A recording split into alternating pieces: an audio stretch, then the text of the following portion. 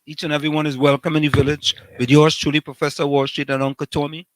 Doesn't matter what planet you're from Mazatania, Xenarania, Sonaranias. Each and everyone is welcome in the village with Uncle Tommy and Professor Wall Street. And you know how we start the thing? It have our place, WZYE, where they treat you like friends and family. So if you're looking for a place to belong, going WZYE, you could come along. If you have haste, do come with me. We do have dad on WZYE, Santa Meditate. And of course, that is the man himself, the resident love doctor, Dr. Love, Rennie Mohammed. Let me bring in my partner here, the man, you want to Newark, from Newark, boy. Newark, New Jersey, boy. You know, country bookie today. He's a Newarkian today, boy. No doubt, no doubt. He not from the country bookie today, boy. Let me say the Newarkian, my All partner, over, the all man over the himself. place. I'm all over the Uncle place. Tommy. All Huh? over the place. I say I'm all over the place, but I'm happy to be in the village, though. Yeah, well, you're a man of many places. It's, it's a pleasure Many being in the village here with you places. today. And well, today's Easter Monday. Yeah, so what did you do for Easter, Tommy? Nothing. I basically did nothing. Yeah, today, boy, I'll be honest with you. I spend all day today just correcting papers for my classes. All day. Well, you do what you have to do, and Yeah, boy, the thing it's a you, good you thing. that's correct is right. Yeah, so that's how I Yes, spend most of the day just basically going over papers, boy. Papers, papers, papers. Yeah, boy. You know, yes. When is it spring break over? This week? no spring break done long time. This was the Easter break. Yes. So when are you going back out to work? Next Wed- Monday? Wednesday. Wednesday. Yeah, That's Wednesday. that's 2 days from today. Correct is right. Yeah. So I have a little. I think I'm finished though. I might just have one or two little, you know, cleaning up to do, but and then on Wednesday we start afresh again, and there gonna be more papers for me to correct in a week's time. Oh, But you know what? Does it keep me on my p's and q's? It keeps me busy, keeps me right. active. Keep you sharp. I really can't complain. Right. So let's go into the chat here and see. Yeah, I see. I see the first in was this young lady named Margaret Thomas. Margaret Thomas. Who's it's first time Margaret here? I feel there's a pun, a kind of pun there, Tommy. Upon. Yeah, yeah, yeah, yeah. I think she might wanted to have said, all right, let me do a guess. I ain't go guess. Margaret Thomas, where you joining us from? Well, Margaret was in Brighton early 704. Oh yeah. Fraud of the highest order, Wall Street. I think she wanted to put wall. You see it? Yeah. And she's in caps too. Yeah, yeah, yeah, yeah, yeah. I think Margaret wanted to put wall. Margaret, where you joining us from? It's okay, Margaret. We welcome here in the village. And people That's say all. welcome to Margaret. I think this is Margaret Thomas' first day here in the village. Welcome to the village, Margaret. Welcome to the village, Margaret. We are happy to see you. Definitely happy. And our partner from Fishing Pond, Sandy Grande, Bijram boy, always locked on. Yeah, Welcome, Takesha, welcome, welcome. welcome to Kish. Yeah, happy Easter. Yeah, I Same, really, we same really to don't you. know, to be honest. Same to you. Same to you. Yeah. Darren boy, Wall Street, one of these days you should get Kevin Amarai to explain how energy sector collapsed. You know what? That's a good suggestion, Darren. We're gonna do that. We like to take suggestions from our people in the chat. Caribbean Soul, welcome. Caribbean Soul said happy Easter Monday.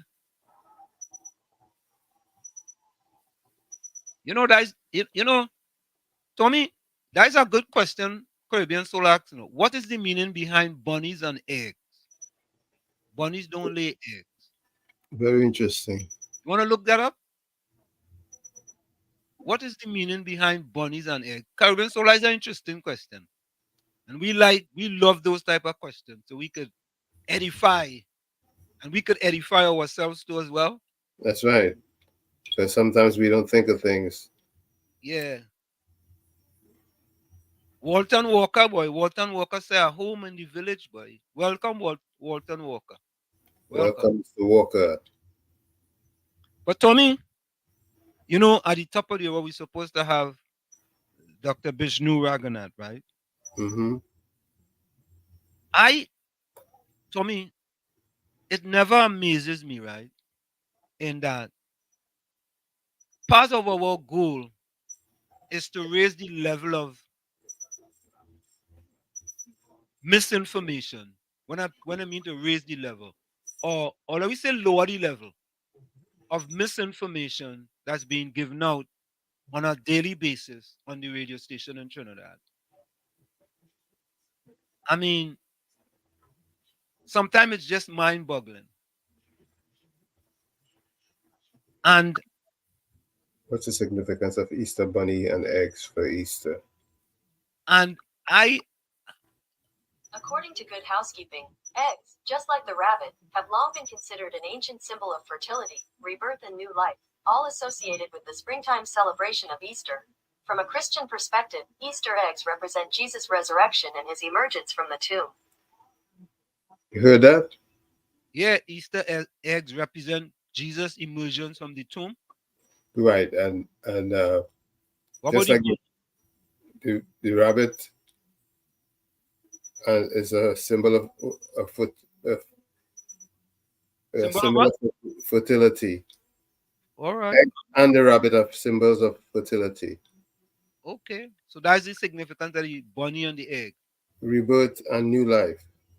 Okay, all right. I learned something new. Caribbean Soul, thank you, man. All associated with springtime celebration of Easter. Look at that. I never knew that. Something very, very brand new. But I didn't understand, Tommy. So a fella from the United States of America called our favorite guy, Mr. Rooster, and asked him if he know about a tax lien. Tommy, we talk about tax liens, right? Right.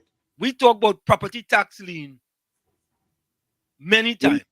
We know about tax liens in the US. Correct is right. We know about tax liens, eh? And you know, Tommy, sometimes we have said, if you know that you don't know, and you don't know that you don't know, and you don't want to know that you don't know, even if I tell you don't know, you still don't want to know that you don't know, even though you know that you don't know. You know what I mean? And I know. Oh God, I do know what you're talking about. Yeah, I am. Yeah, Caribbean Soul. And that is what part of what we like here in the village. We ask questions that we don't know, and we try to find the answers to edify people, which is most important. So look at that. We just started, and we already had some edification. But I want to give you also more edification. Yeah, KFC. Hi, good night, Mr. Wall Street. Good night, Uncle Tommy. Happy Easter Monday. Yeah, man. Same to you. I watch you before you fast check that man, but that man saying come and tell the nation why you offer 91.9. He's still there. You think I have time to waste today? I am. No, I heard him. I know you listen to the programs. I know you listen to them too. But wait, listen to this one here. What we gonna play now, KFC? Listen to it carefully. All right, Doctor, listen. I inside love. Yeah, man. Straight and balanced. Tommy, I want you to critique this and not me. I want you to listen to this. Okay. Caller, welcome. Good afternoon, Mr. Ruka. First time caller. I had a question with the property tax. I'm calling from abroad. If you don't pay property tax, can someone put a lien and pay your property tax and put a lien against you? No. Anybody can.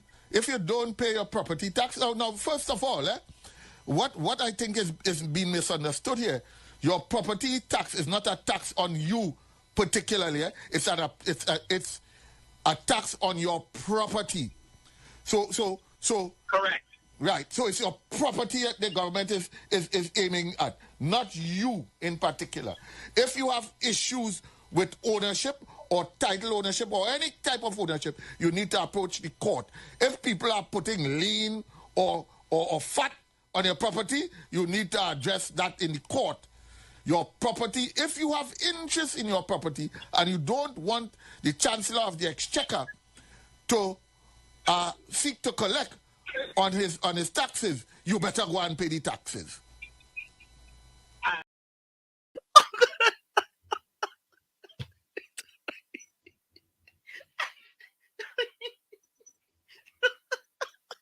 You really want me to comment on that, right?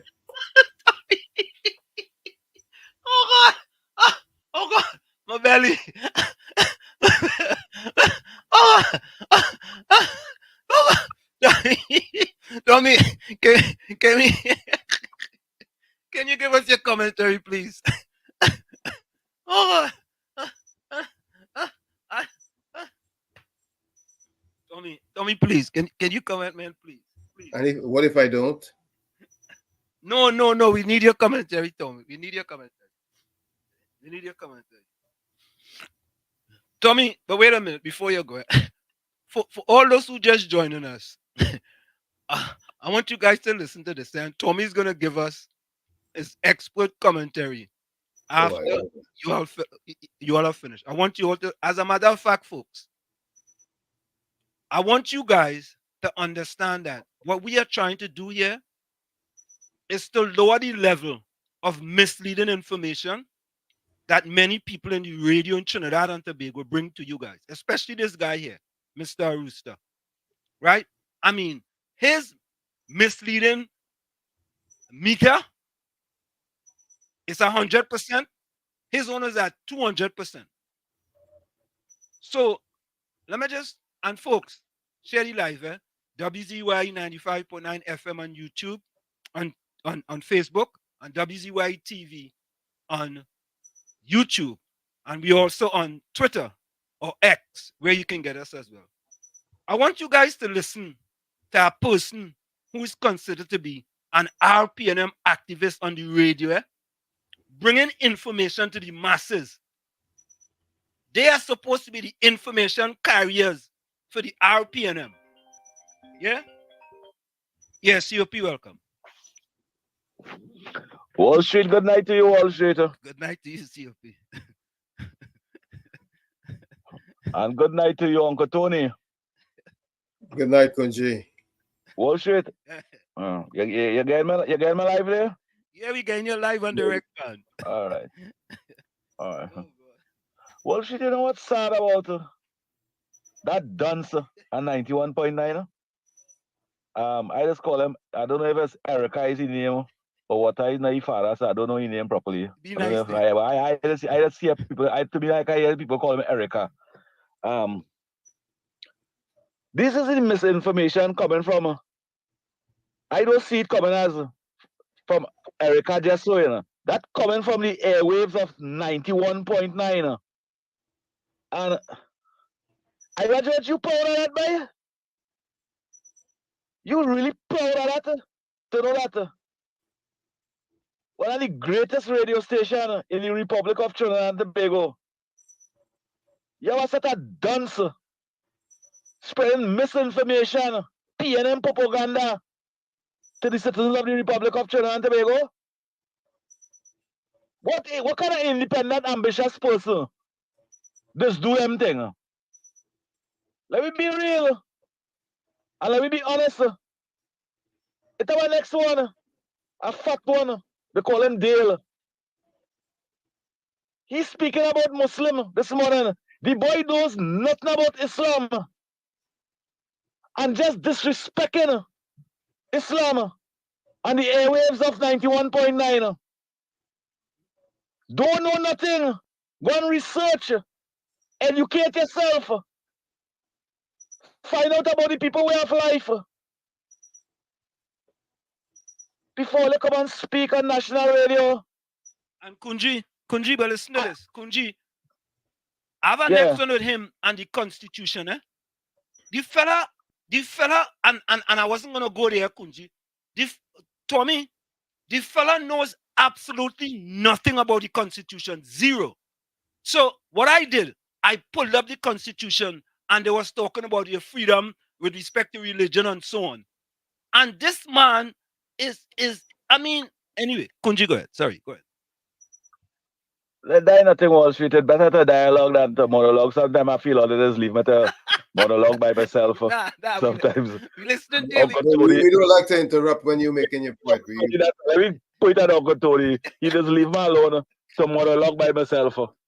No. We don't like to interrupt an intelligent. I like to interfere with you, Uncle Tony. When you finish this program, you're going to say if it's one thing, couldn't you just COP just interfere with me, but that ain't nothing. Not like how PDD just do. It's sad to know that these young guys and them speak so national radio and them speaking with misinformation, with authority. Correct. And we have a set of people calling, senior citizens calling and supporting those contributions that those guys and them make is under minimum wage salary. People who work for under minimum wage salary don't even song so and don't even speak with misinformation. But how 91.9 management and staff feel when they go back and listen to them clip and hearing these people them speaking so and saying, hey, this is what coming out the airwave on 91.9 from morning,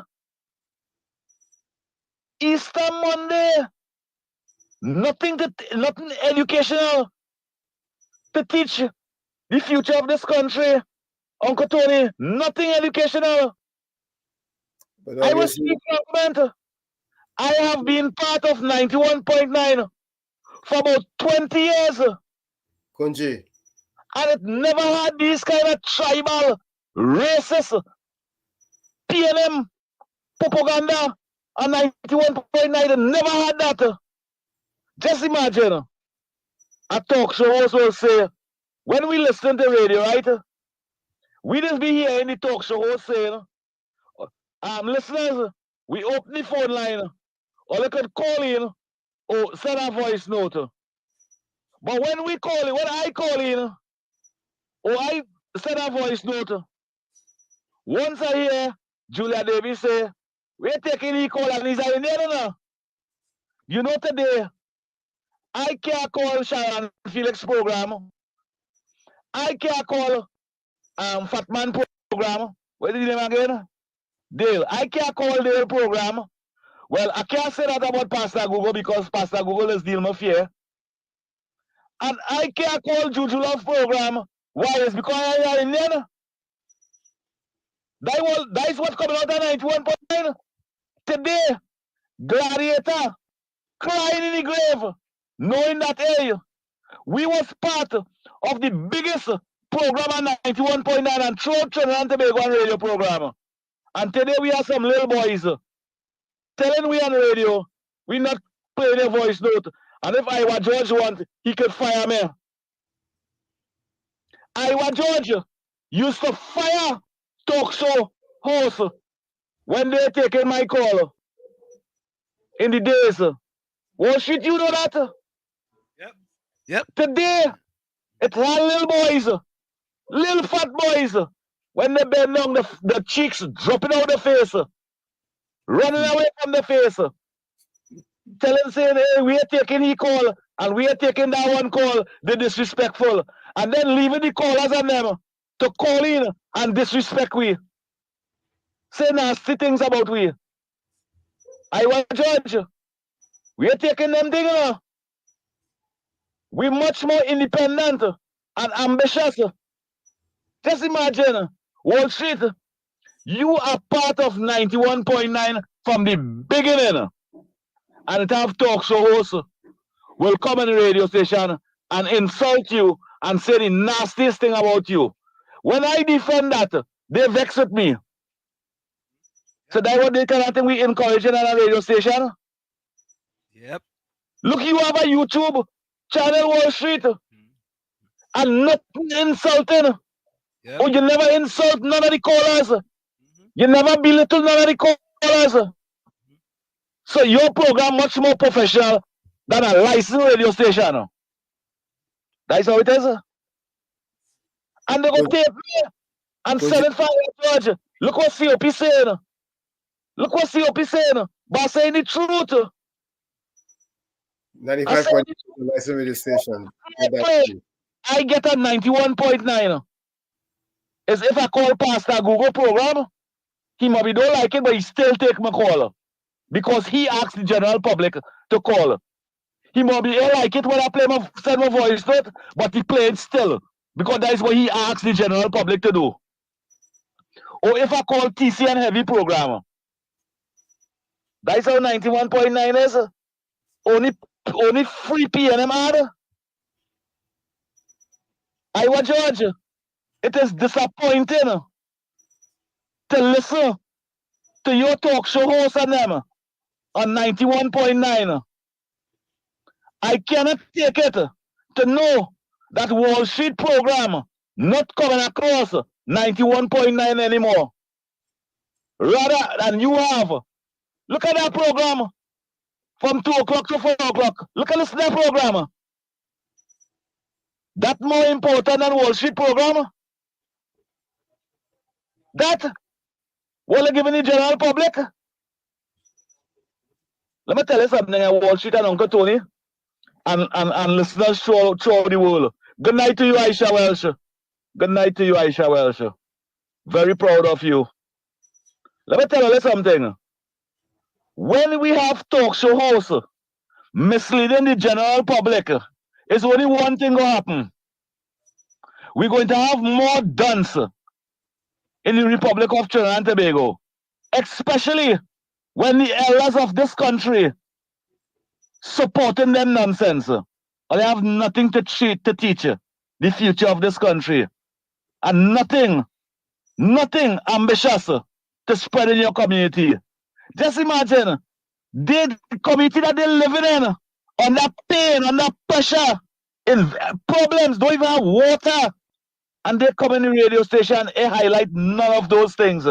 None of those things those guys and them highlight. What they doing? Leave it there. I'll leave it there. Yeah, but on the program tonight, I'll be like a leech on them tonight. All right. Yeah, man. Tommy, you wanted to say something? You know, I wanted to tell Kunji that 95.9 is a registered and a licensed radio station. Oh yeah. We are fully licensed. Yeah, we are fully licensed. We're not a radio station. Yeah. You know, but Tommy, you know, I mean, Kunji went there, so I'm gonna go there. I hear, Tommy, if in America we could ever go on air and say that we're not taking certain people calls, we certain people. No, we cannot do that. We cannot do that. But you know, further to what Kunji was talking about. Somebody has to be in charge of that radio station that's disseminating that information and that's discriminating against certain callers. Tommy, they will be charged for discrimination. They don't make joke with that, you know. You hear people coming on the program and telling people, Wall Street car call here, Kunji car call here, and not taking a voice note because they're disrespectful. I want to know when I was ever disrespectful to them on you know, they just call me under the pavement, wall spit, the nutty professor, all kind of names. But they can't even carry your gym shoes. They can't carry none of them who talking and running their mouth. I mean, you're being generous. With gym shoes, you're being generous. The handle in my bag. Listen, you don't beat up your chest. as to what your status is or who you are or anything of sorts. You don't do that. You are a very humble person as far as I'm concerned, because to even spend your time trying to dialogue with them, you you you you don't need that. You really No, don't need it. You no, don't need it. no, I absolutely don't. And Tommy, I'll just say that. You know, I had a little teary-eye moment there this weekend. Saturday or Sunday, a young man broke my world record for men's 50 to 54 in the 800 meters. Right? I set that record in 2012. Let me tell some of them something. Listen to this. So many times we going down there. Let me go down that road a little bit. In 2012, this little black boy from Chumaka, Clavantel, ran the fastest time ever in the history of the world for a person 50 to 54 years of age. That world record stand for 12, one long dozen years. So think about it, Tommy. The thing In is, 2012, go ahead. no, the thing is that you are in a position where, if you really think about it, they need you more than you need them, because the edification that you present and the type of discourse that you present in their forum is to their advantage, and they being disrespectful towards you, they're not hurting you, they're hurting themselves. Nah, yeah. They think You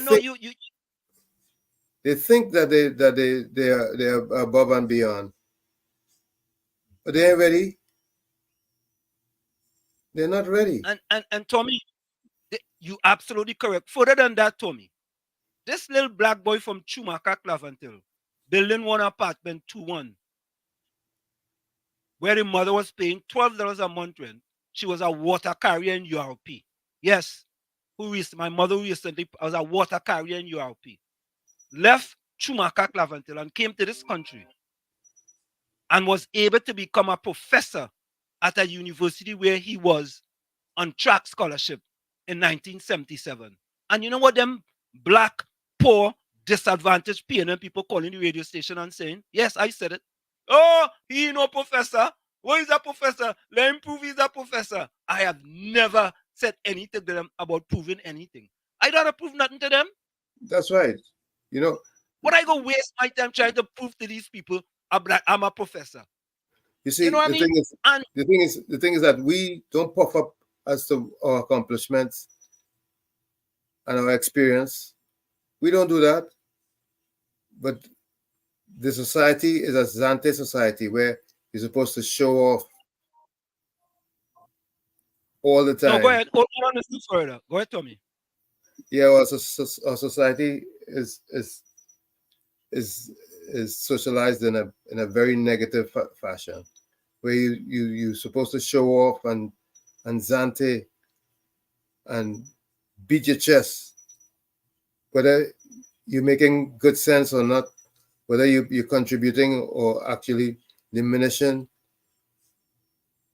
Just puff up yourself and big up yourself and just make it be all about you and you and you and you, as opposed to trying to be contributing to society and to the betterment of the community as a whole. It's just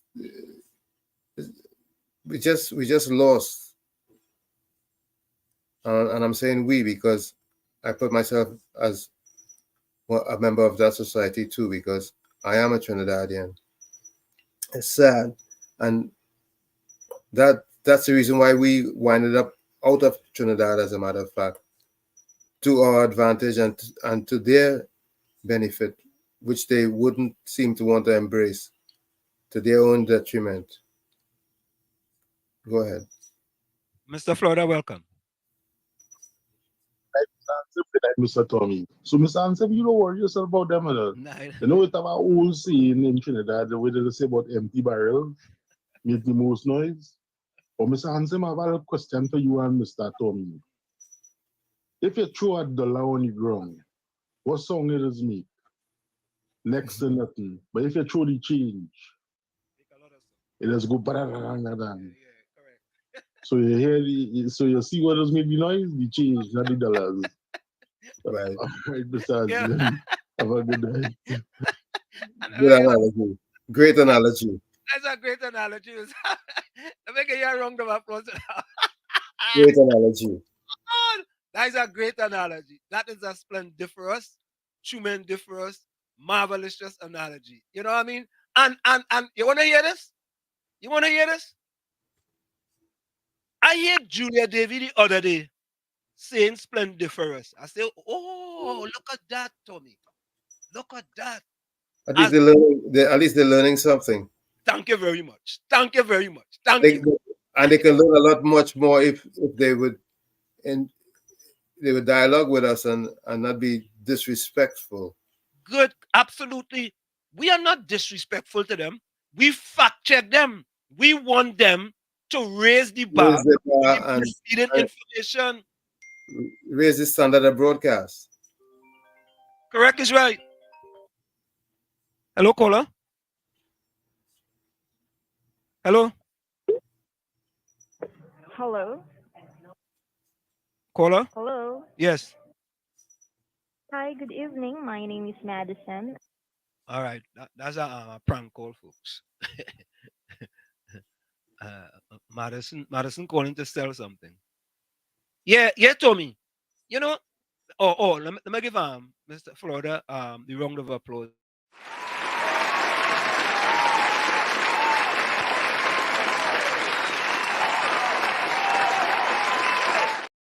Yeah, Tommy, and I want to go back to this before we get. So when we get to the top of the hour, we're gonna have Dr. Bishnu here talking, so we could edify the people. I want to go back to this, and this is why we do what we do, because when we have people coming to the radio, and you know something, I will think that by now, boy, somebody will pull that fella aside and say, "Boss, oh God, what's what you're saying now?" Because many things you say don't make sense. Listen to this side. Caller, welcome. Good afternoon, Mr. Ruka. First time caller. I had a question with the property tax. I'm calling from abroad. If you don't pay property tax, can someone put a lien and pay your property tax and put a lien against you? No. Anybody can. If you don't pay your property tax, now first of all, what I think is being misunderstood here, your property tax is not a tax on you particularly. It's a tax on your property. So correct.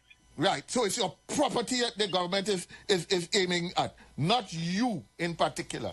If you have issues with ownership or title ownership or any type of ownership, you need to approach the court. If people are putting lien or fat on your property, you need to address that in the court.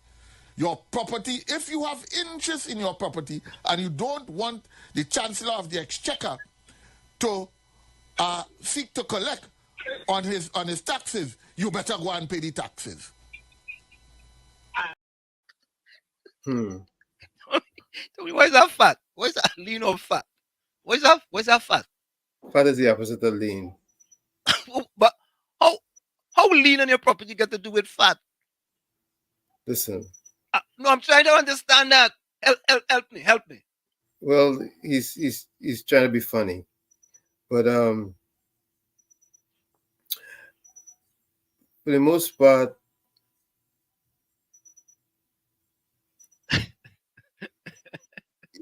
what I always say, and I will say it again. Who or what matters the most in that scenario, in 91.9 scenario, is somebody is supposed to be in charge of that organization, and somebody's supposed to be the program director. What says the program director about what's going on? Obviously, they're pleased with whatever is being presented. So be it. I guess so, because I mean the amount of misinformation that this guy puts out on almost every, we have content from that fella alone for the rest of the year, for the whole year. Yeah, and we can spend time looking into his content and lose focus of what we want to present. No, I agree with you, but we are not going to allow them to make us lose focus. But what we have to do, Tommy, we have to call them out for the misinformation. Yeah, I fully agree. Yeah. But it's really sad that in this 2024 we're having I don't want to say racial or ethnic divide being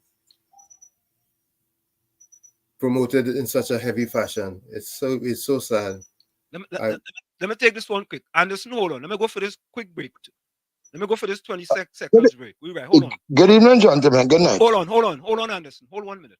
You're listening to WZYE 95.9 FM. You are listening to WZYE LP 95.9 FM, the most influential name in Caribbean radio in the tri-state area. Broadcasting from East Orange, New Jersey, the most influential name in Caribbean radio, WZYE 95.9 FM. We are back with you. It's In the Village with Uncle Tommy, Professor Walsheet, and you on WZYE 95.9 FM. Of course, folks, don't forget, folks, share the live to WZYE TV, WZYE 95.9 FM on Facebook, and WZYE TV on YouTube. Share the live. Go ahead, Anderson. Mr. Walsheet. Welcome. Mr. Good evening to you, Uncle Tommy, Miss Diane, wherever you are. Kunji, you remind me in Richmond Street Boys. Walsheet, I never get A, always an A+. I never get really good, always very good or excellent. You hear that dance? I mean, people all over the world will be listening. The one is called a rooster. I mean, should they pick up 1 or 2 little boxes, which she doesn't use at all, and let it on her parents? But she didn't come from that kind of dance home. You, Walsheet, are listening, but when I heard that from a rooster, that man who does call a rooker, who does be in a program, in case people don't know, from 2 to 4 on 91.9. What they call it, the Juju show?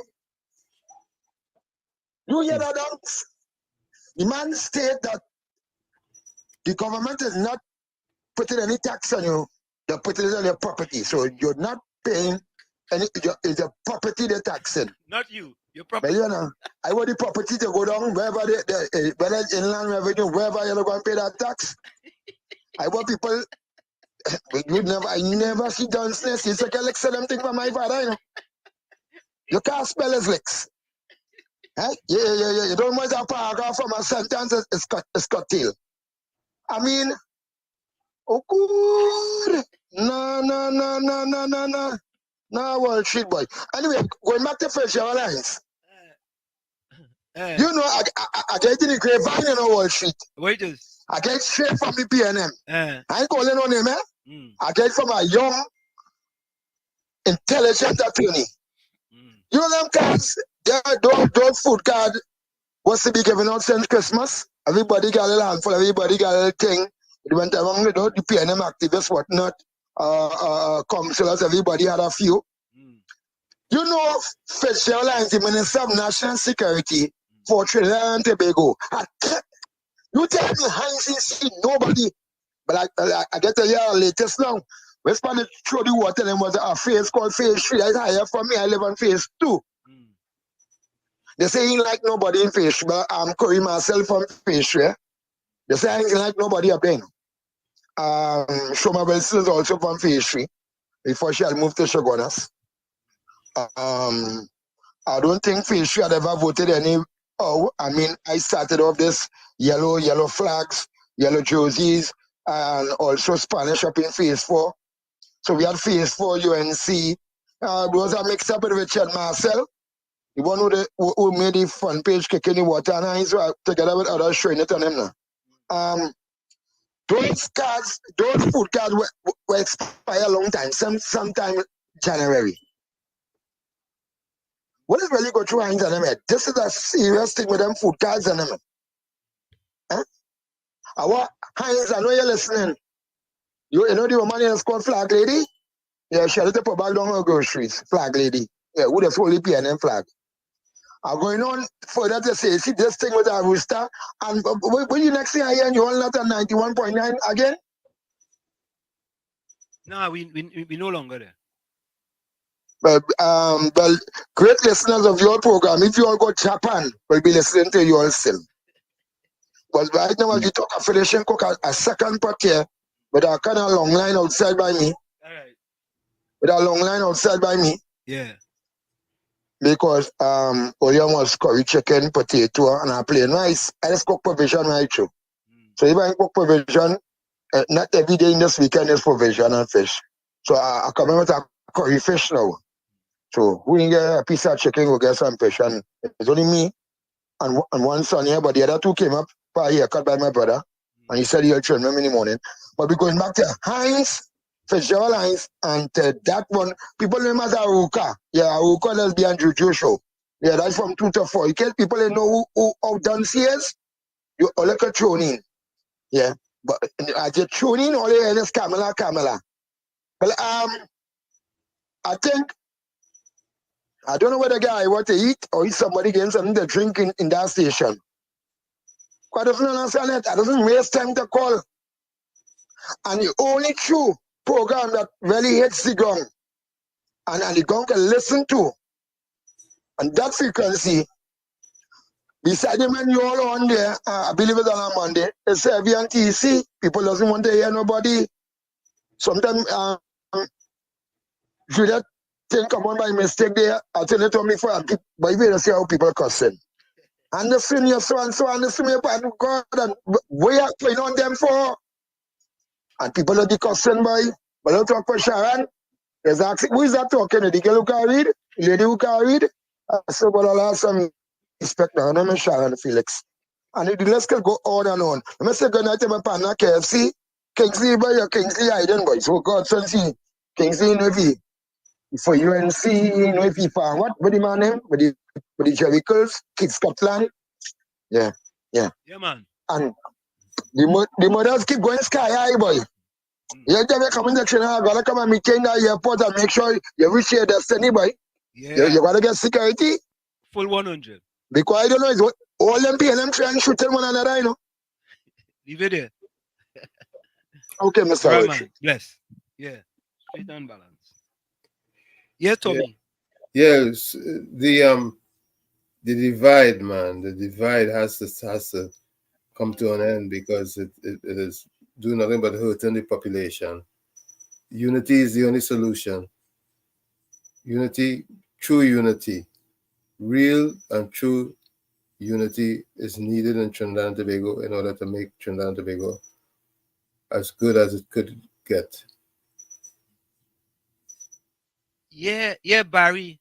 You know what? Tommy, did you hear that? Yeah, I saw the thing. Let me see if I could find that.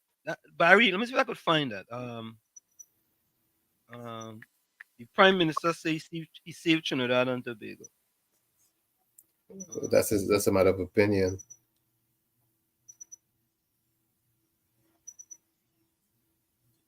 Okay, yeah, what it says.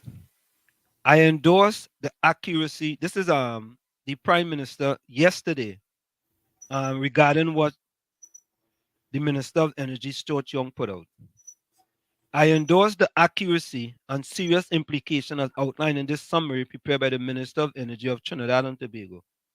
As Prime Minister of Trinidad and Tobago, there were a few very weighty matters that attracted and required my direct involvement over a protracted period of time in order to have an urgent, successful outcome to save the day and the future of Trinidad and Tobago.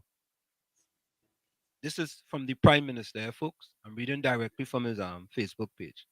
They were recitating, revitalizing, and saving the energy sector, include restructuring of Petrotrin, managing the society and economy during COVID pandemic, responding to an escalating crisis of violent crime and widespread criminality. What? Tommy, did you hear that? I'm listening. Responding to an escalating crisis of violent crime and widespread criminality. Oh, he's correct. He's correct. Responding. Not doing anything, but responding. No, he's correct. He's absolutely correct. As a matter of fact, let me give him a round of applause for responding. Yeah, Tommy. Nah, he deserves a round of applause for that. For responding. Responding. Just responding. He's on point. He's on point. You have to give credit where credit is due. The man is on point. Yeah? Here we go.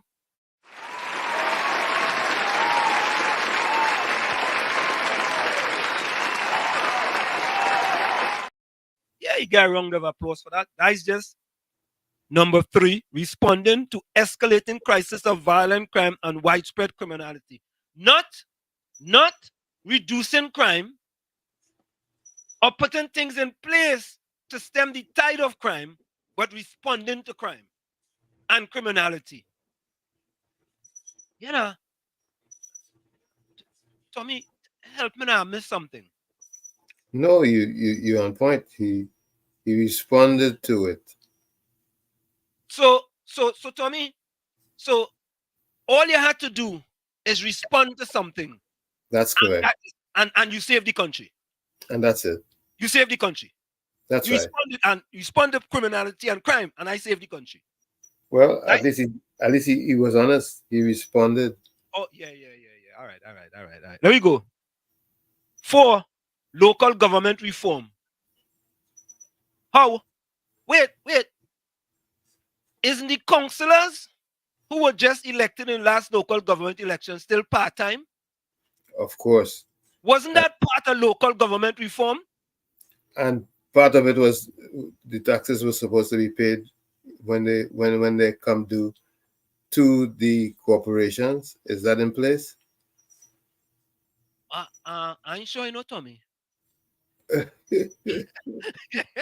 I'm not sure, but local government reform? Just hot air. Modernization of the tax collection system. Yeah, they modernized property tax.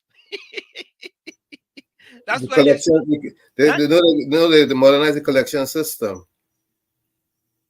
Or how they were going to collect the property tax. Instead of it going to the central government, they go to the corporations. Yeah, and that happened, right? Or that's going to happen. Who did the people who pay the 3% property tax pay to? The corporations? The million that was collected. Who did they pay that to? It went to the new collection. The BRR? It went to the BRR? The Board of Inland Revenue? Who did it go to? All right. Oh. Reduction of waste in budgeting process. Oh my God. I cannot believe this. And elimination of corruption. Tommy, let me make sure I'm reading this correct. Reduction of waste in budgeting process and elimination of corruption. Well, guess what? I have a bridge to sell. It's called the Brooklyn Bridge. You buying? You want to lease it for 100 years for $1 a month? Yes. All right, I'm buying it.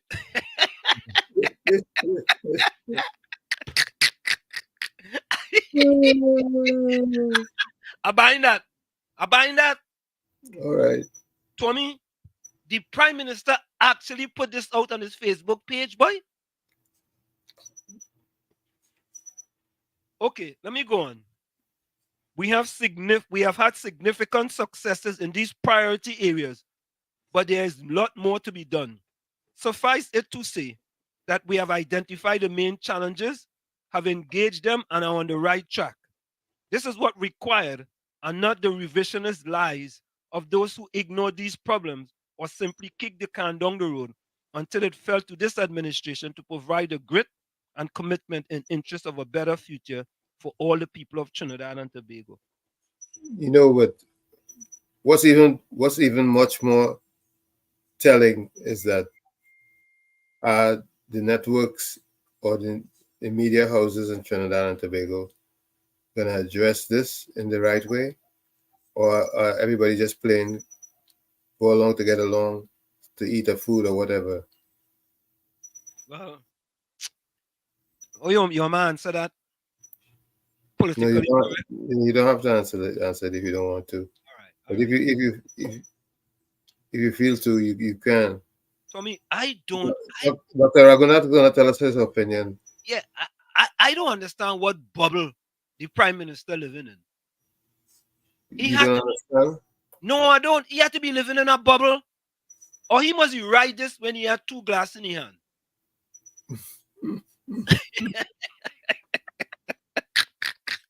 No, I'm serious.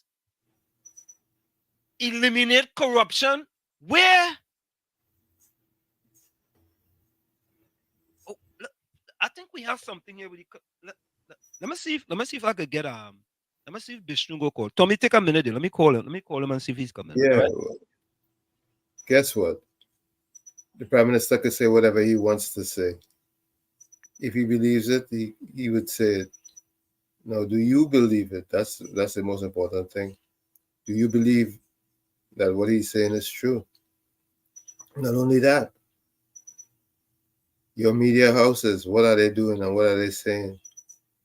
Are they allowed to really give an honest perspective on what's happening or what's transpired or what has happened thus far? That's the question. He's trying to get on. Tommy, I really it's a mirage, Tommy. It had to be a mirage. Of course. I can see that. The Prime Minister actually typed that and sent it out, boy. He should have sent that to me before he sent it out. Guess what? That on a green donkey you would never see. Okay, all right. How would I help him? You don't need your help. He's Dr. Rowley, you know. Yeah. All right. I hear you. How would I help him though? Because he's doctor, you know. That day, boy. He's doctor, you know. He's the doctor, you know. Boy, oh my God. And you know something? Well, it was Easter, so I'm waiting to hear the RPNM radio host. What is the proof that there was eliminate corruption? Where's the proof? He said so. What about the corruption perception index? He said so, so it's so. Like Sparrow says so, it's so. Okay, and then the rest of people could just run with it. That's right. Yeah, Barry, thank you very much. I hear it, you know, but I wasn't paying it much attention, Barry. To be honest with you, the man say he's safety anti, you know. He's safety anti, boy. And they have to go and borrow $10 billion.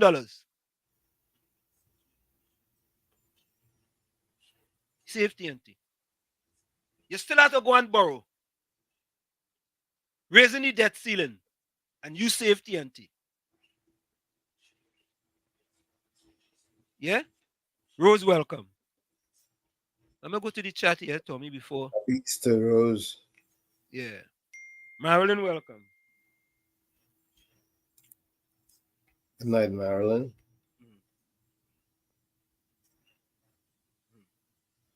Yeah. Yeah, Rose, welcome.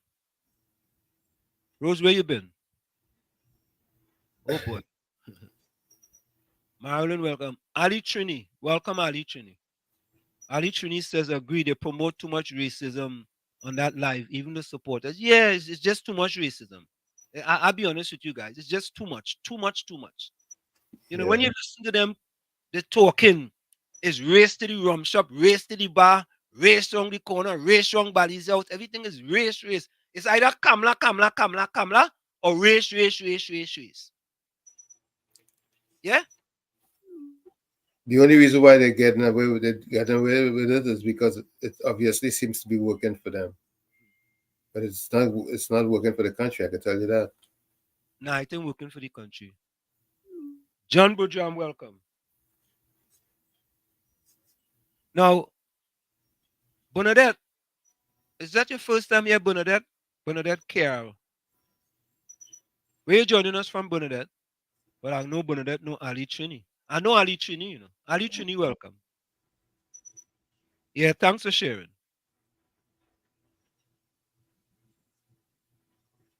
Bernadette. Matilda, welcome. Good night, Matilda. Matilda, welcome. Let's see. Matilda's been here before. Yeah, Patricia, I heard this morning on the live with the discrimination was really distasteful. And not only that, Tommy, but on a religious holiday, a man talking about Muslim, and you know, there was no facts. If you don't know, Tommy, keep your mouth shut. That's correct. Or find information about it. Do the research. Yeah, do a little homework. You could do the little homework right there and then, you know. And then the man knows nothing about the Constitution. And I want to read part of the Constitution for you too, because I did a little homework too, after I listened to that fella speak. Paul, welcome. Paul out in St. Vincent, welcome, Paul. How the weather in St. Vincent? Yeah, boy. Paul. Walls, I sent you a video about a tree. When we see a tree, I'll play it. Yeah, Jerome Moses, welcome.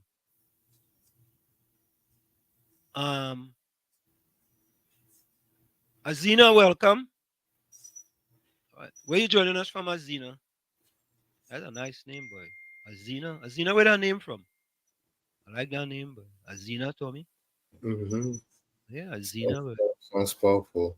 Yeah, that's a powerful name, boy. Okay, we're so active, you think Juju could spell splendor for us. Yeah, she might be able to spell it. I think so. Yeah. Posad, welcome. Capitan says, what? That radio is brilliant. He exposed the PNM thought. What radio, Capitan? Dr. Ragoonath just joined us. I heard that same guy explaining property tax, calculating his tax, never understanding anything. Posad, really and truly, I tell you, that fella tried to explain the property tax. I bungled the whole thing. I listen. The man bungled the whole thing. Take out 10%, then take out the next 10%, then subtract it, right? And you get your annual rental value. If my annual rental value is 15,000 and it's 15,000 a month, subtract 10%. I said, Lord have his mercy. We're gonna bring in our guest here. Let me just go through this. Okay, Jerome, welcome.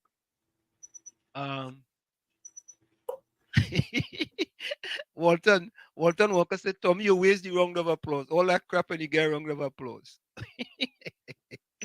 Let me bring in Dr. Bishnu Ragoonath. Dr. Bishnu Ragoonath, how are you doing? I'm fine, thank you. Good to join you all again. Well, good evening, Doc. Good evening, Doc.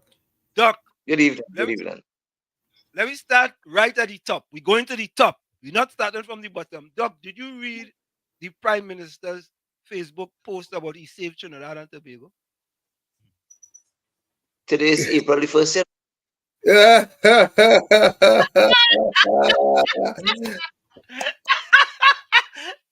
Let me give you a round of applause on that one. You're coming slamming.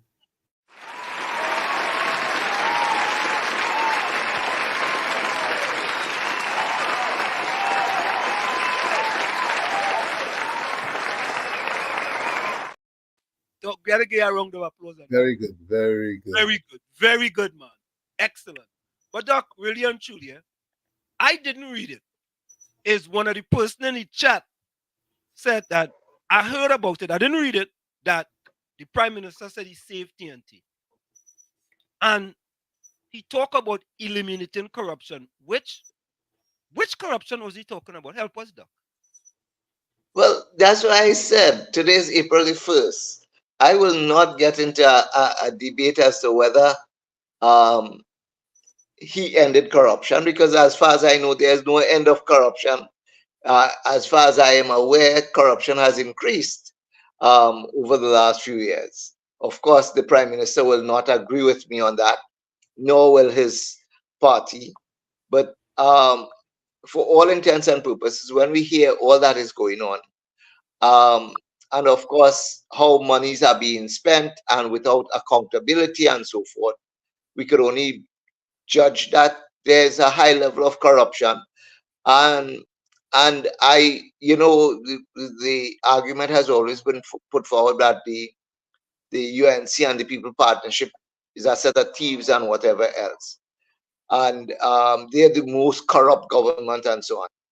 I will not put it past us now that the PNM has now equaled the level of corruption that we had in the People's Partnership government. But again, I know that when I say things like this, I'm always open to heavy criticism by the government to provide the evidence. And there are many, many instances when we could talk about providing evidence as to how corruption has occurred.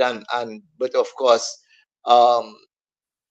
it is done in such a way that we cannot, we don't expect that the police and whoever else has to take charge of it is going to do anything about it.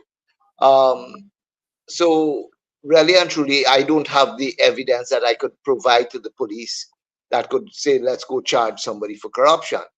But I could tell you that based on how we see the lack of transparency and lack of accountability, clearly there's a reason why we have that lack of transparency and accountability.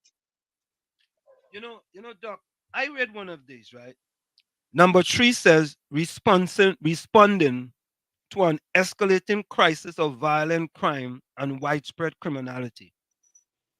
Responding is an achievement to save the country. Responding, I thought it would be implementing and reducing crime.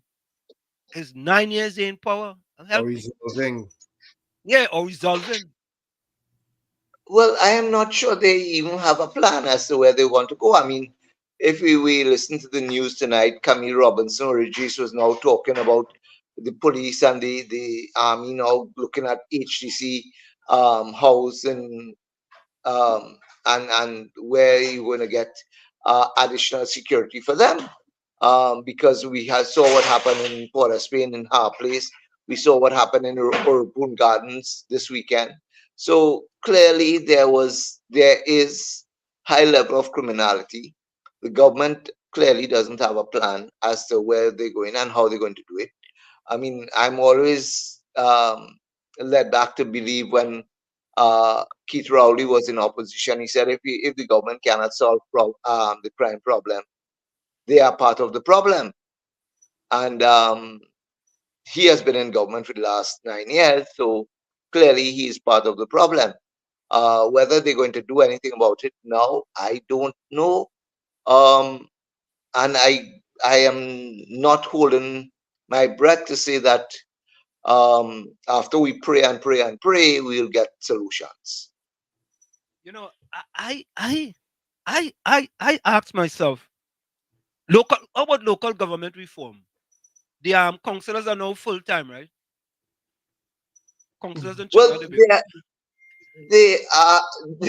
I am not even sure that they are fully full time because I don't think they rolled out the full local government reform. So I don't think that they are yet full-time. Remember, they had not rolled out the entire reform package for local government as we went into the local government elections. And people who were nominated as candidates to contest the election were still under the impression and were still under the, we operated under the old legislation, which meant that they were coming in as part-time councillors. So there's nothing like full-time councillors. The only full-time people on the councils now are the mayors and chairmen.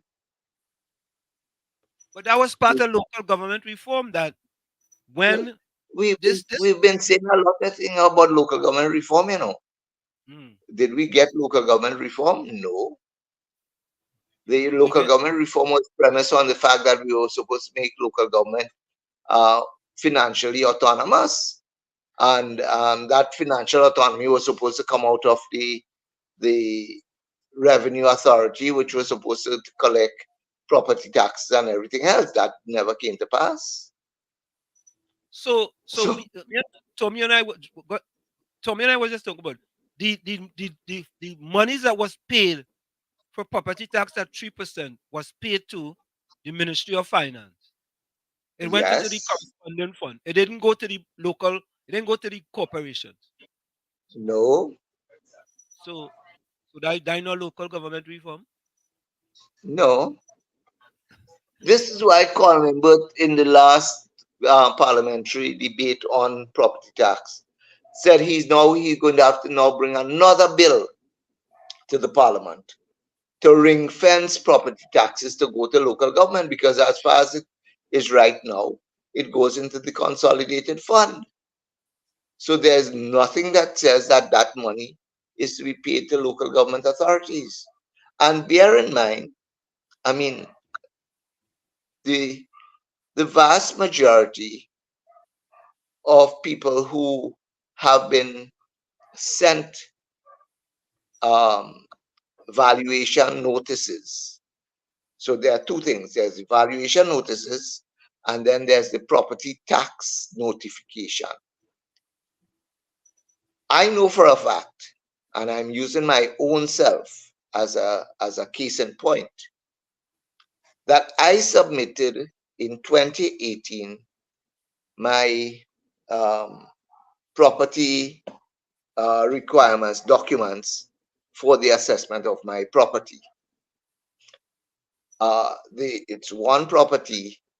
The challenge with it is that on that same property, as Diana would tell you all, my mother's house is on that property, my house is on that property, and my siblings' house is on that property. So there are 3 houses on that one property. My mother's name, however, when I say my mother's house, I mean my mother and father's house, because my mother's name was never, ever, ever on that property. Her name that was never on that property.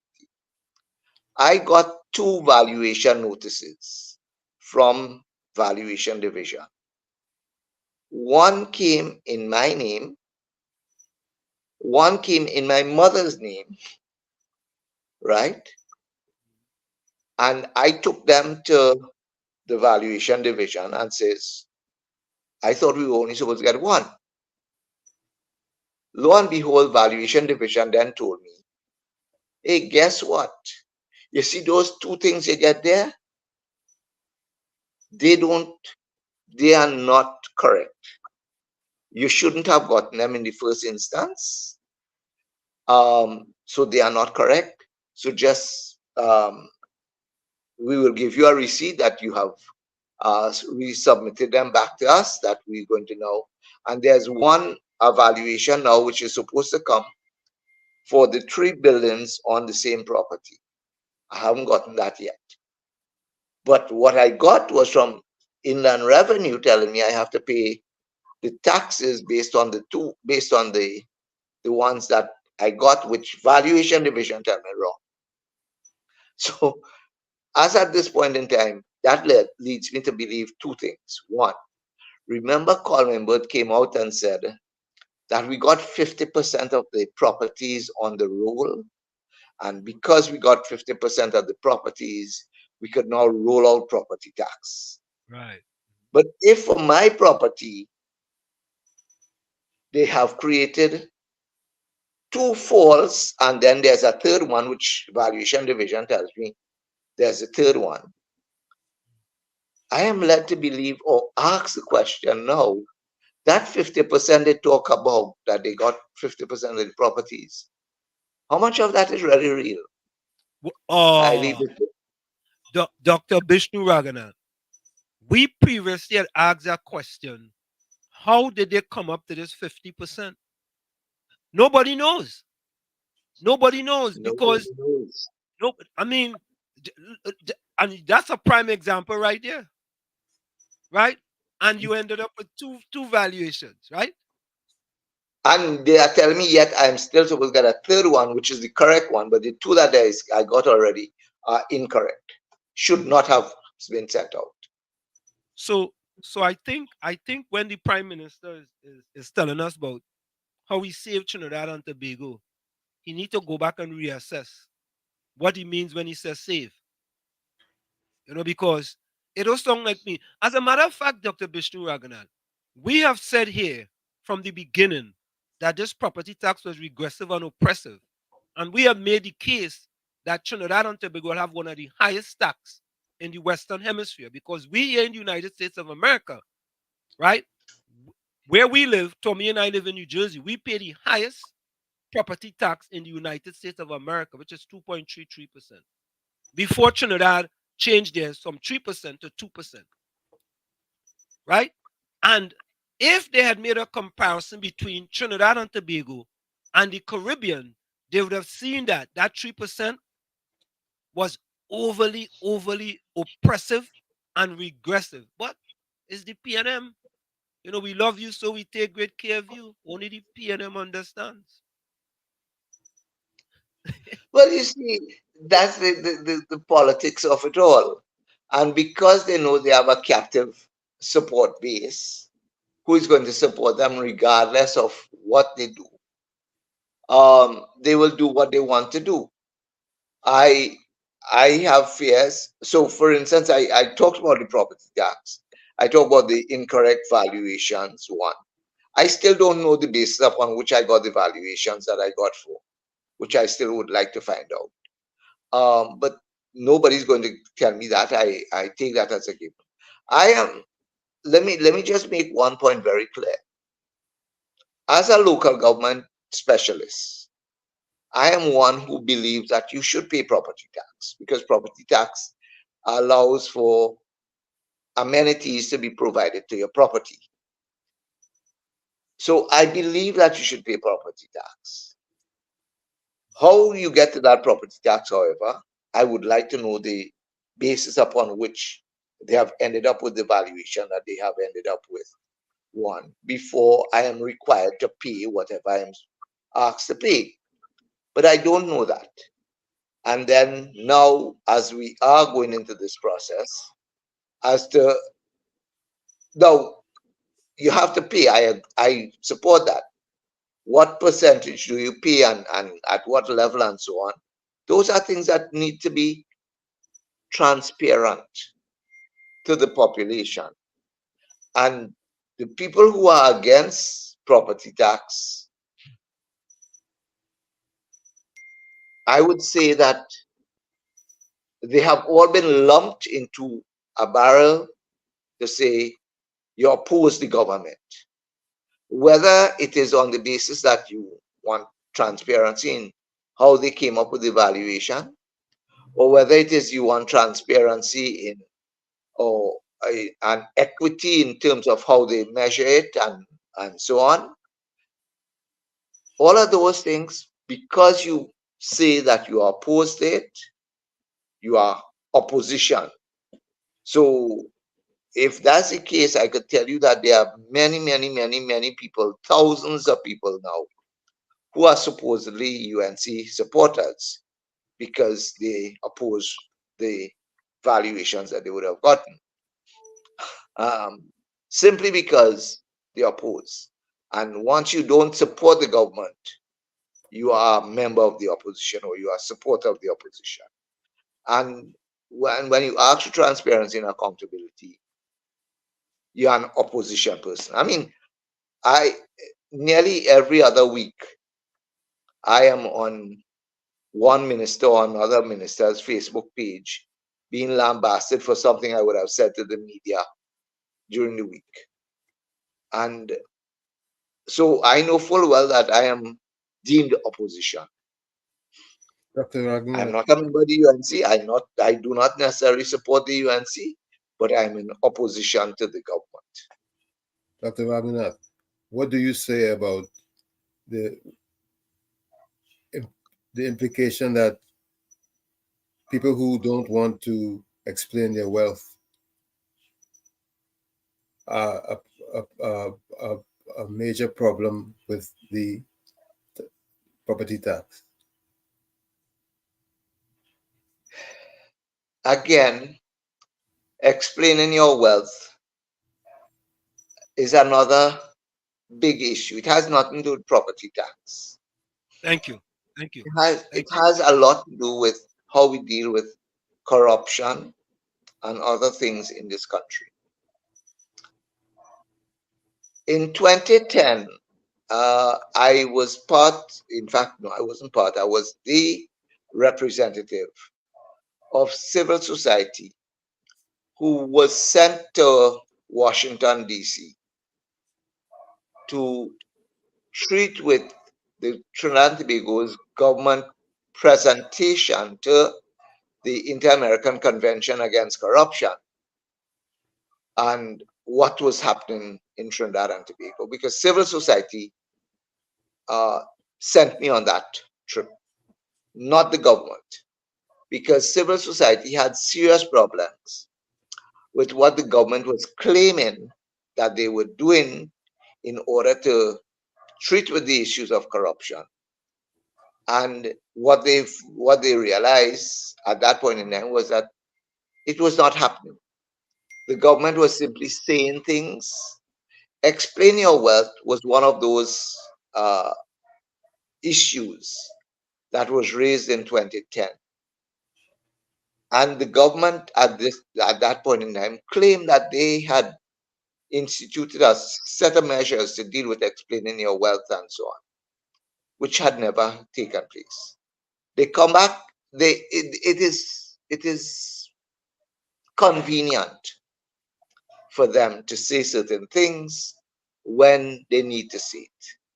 And in using the fee or the notion that you don't want to explain your wealth, that's why you're hiding from property tax. I don't believe that. And like I said before, many of us are willing to pay property tax, but give us transparent mechanisms to show us how we arrive at our valuation, and then tell us what our property taxes are. But by hiding it and telling us they went to some international organization who uses international metrics to determine property taxes and annual rentable value and so on.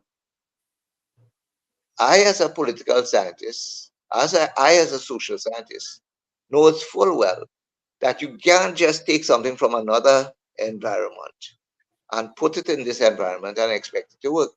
You have to manipulate it to treat with the contextual situation in our environment. I am not sure that was ever done. But then I have no basis to complain because I don't have the transparent metrics to tell me that this is what is happening. Well, Dr. Ragoonath, I mean, to me, it's very simple, right? If you go up the islands and you see the islands that have property tax based on annual rental value, and you see what they are paying, right? That's a comparison right there. Let's just take the Western Hemisphere, right, and see what they are paying for property tax. How do they pay property tax? And I mean, I don't think it was really that difficult because, Tommy and I who live here in the United States, Mine, and I've said this over and over. My next door neighbor don't pay the same percentage of property tax as I do, and my next door neighbor don't pay the same percentage property tax as I do. However, when we pay property tax, we get the type of services, right, that property tax dollars goes into. When we hear the P&M coming today and telling people, well, if you pay the property tax, you'll get water. Wait a minute. So, wasn't we supposed to get water before? And why are we charging water rates? Why? Yeah. But no. But again, you see, that is a whole, how shall I put it? A whole set of misinformation. Because one, local government has nothing to do with water. When I say has nothing to do with water, they have nothing to do with how WASA distributes water as it stands right now. The only thing local government does with regard to water is that they provide some degree of truck-borne water, particularly so in the dry season. And then they have to take the water out of the WASA pumps and deliver it to people. But to say that people will get water,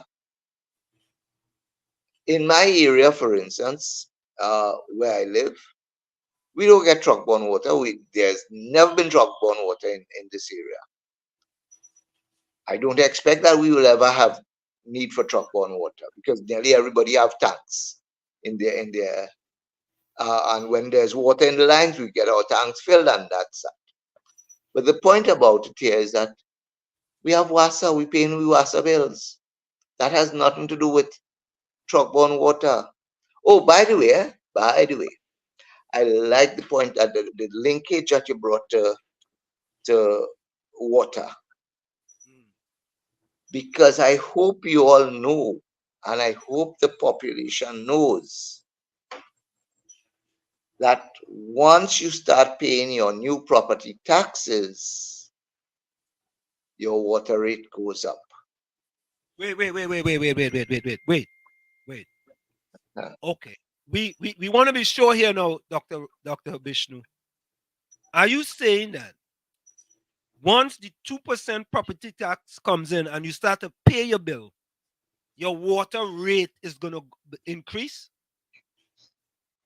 The 95% of the households in Trinidad and Tobago are not metered, right? True. They are paying from the old rate, what do you call it, land and building taxes. The old land and building taxes, a percentage of your land and building taxes was calculated to give you your water rates. All right? So all of these buildings, now that we're going to have property tax, you think WASA is stupid? WASA is going to now say, well, the same percentage that we all are supposed to get from land and building taxes, we want the same percentage from property taxes. And what will that do to people's water rates? You see, we're not hearing anything from the Regulated Industries Commission about WASA. They haven't started any study on WASA. Why? Because as far as somebody is already thinking in the back of their minds, well, WASA will get an increase. Dr. Ragoonath, are you implying that the WASA bill for each household may vary?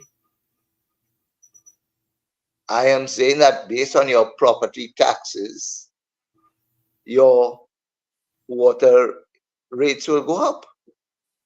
Yes, but go up as a fixed rate as it currently is, or are there going to be several different rates? This is what I will now have to wait to hear how the government is going to explain that one and how the RIC is going to explain that one. because it's the RSE responsibility to determine water rates, right? And the RSE, there's a formula already in place, a formula in the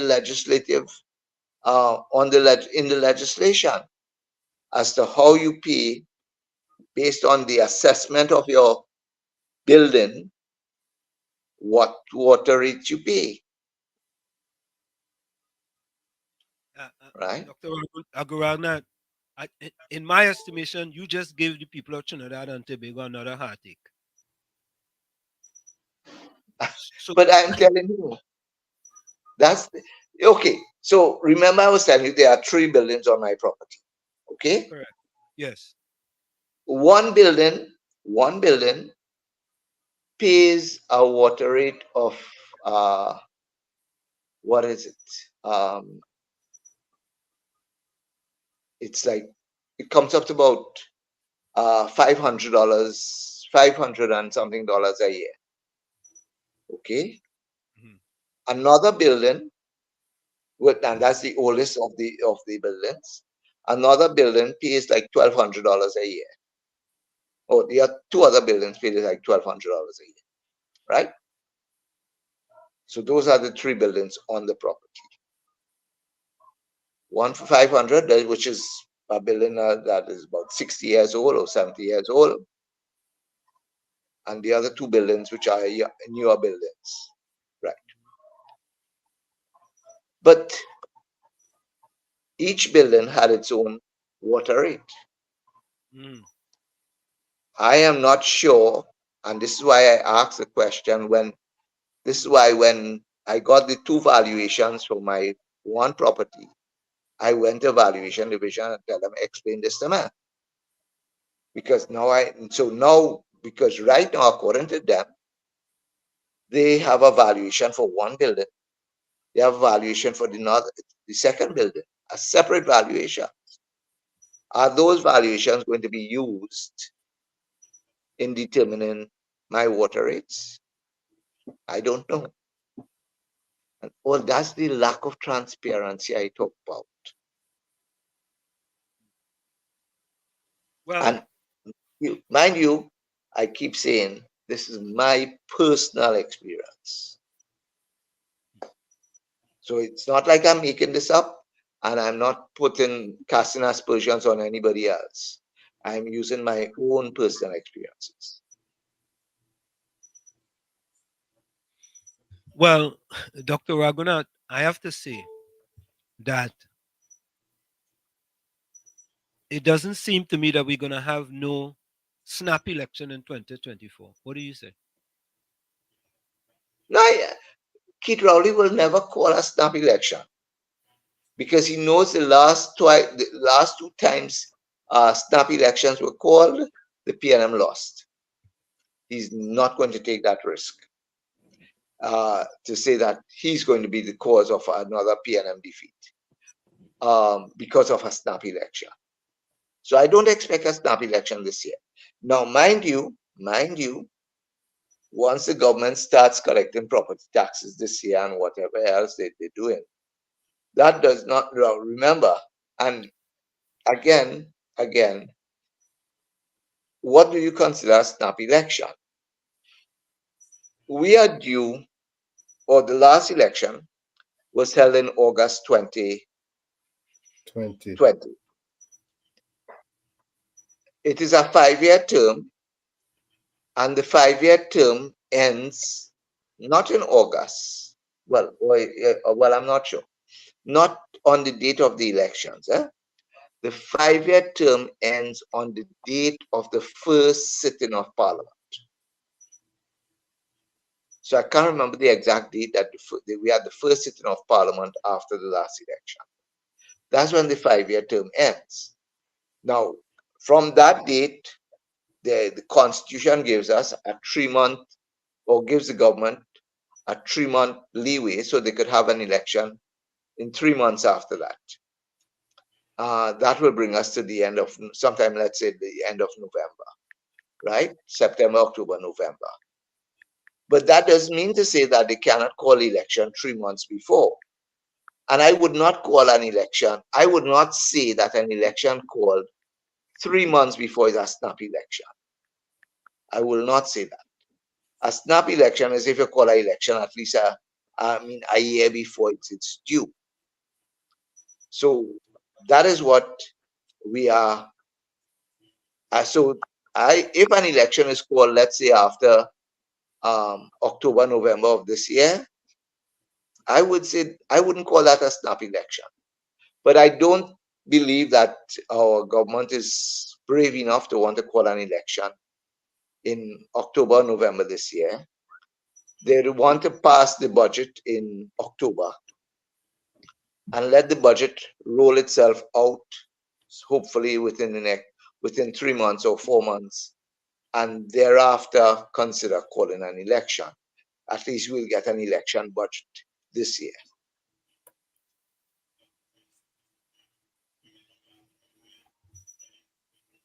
So the prognosticators who think that we're going to have a snap election, you say otherwise. And in 2024, you say otherwise, that we go into the end. Now, he mightn't go all the way down to the end. He might go at least 6 months before the end. So that's why I'm looking at it. Our government always has this tendency to wait until after Carnival. So after Carnival, we might have the election. So we have a call online. Mr. Florida, welcome. Hey, good night, Mr. Ansem. Good night, Mr. Tommy, and good night, Dr. Bishnu. Good night. Pleasure having you on, and I enjoy the conversation. So Mr. Bishnu, so right now they're going to pay property tax, but they're not paying for any service right now in Trinidad because the road dilapidated, grass, flooding, the rivers, all that. In America here, the more suburbs you go, the higher your property tax will be. So you already know that there's a template for the area that you live, roads, police response, and stuff like that, mailman service and all that, schools, and so you know so the more suburbs you go is higher you pay, because as you say to layman term, the richer you go, the more you pay. But in Trinidad right now, most of the areas are dilapidated, and they're paying this property tax right now to say that they're going to fix it. But you know, gentrification. So let's say they pay the property tax this year at 2%, and next year at 2%, and then the place becomes beautiful. Gentrification. No, they will raise property tax now because they will call the area a more high-class area because they fixed the drains and so on and so on. Because to me, most of the contractors in Trinidad, they do mediocre work, because you can fix a road now and in less than 15 months, it's dilapidated again. You see, that recurring expense, we don't need it. When you fix a road's supposed to last 5, 6, 7, 8 years, because how many heavy machinery being moving through Trinidad and Tobago? The geographic area is very small, so there's a lot of recurring expense that we don't need. The flooding, cleaning of the drains, cleaning of the rivers, that should have been done. So they don't have to generate all this money from this property tax to do these stuff. They should have just been fixing it little by little, because you get the job done at a professional way and it will last years. So you won't have that recurring expense. Every year you have to spend millions and millions of dollars rehabilitating roads, which is not right. So we need to get certain things correct before. Okay. So I'll look on and listen to your response. Thank you. You have a response, Dr. Bishnu? Okay. Can I respond to him in a roundabout kind of way? Or in regard to two examples to illustrate. You know, here when you come around and you say roundabout, people don't say you're going to run them wrong valleys your house. When you say roundabout. No. All right. Okay. Let me give it two examples to illustrate. Right? Okay. I once traveled in a maxi taxi from St. Augustine to Port of Spain. Part of the bus route was recently repaved, and I sat in the front seat of this maxi, and the driver is there telling me, he says, "Would you believe that this road was paved within last month or two?" Oh. And the road was I mean, the paving was so badly done that you were like you were on the sea riding waves, and you would have thought that the bus route at least would have been done properly.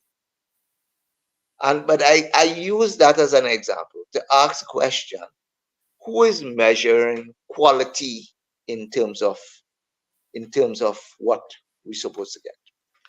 And I use that as an example, and I go back to probably about 2006, 2007. I know it might be outdated, but I don't know if you all remember the example we had in Trinidad, where a contractor was given the contract to repave the runway at the Piarco Airport.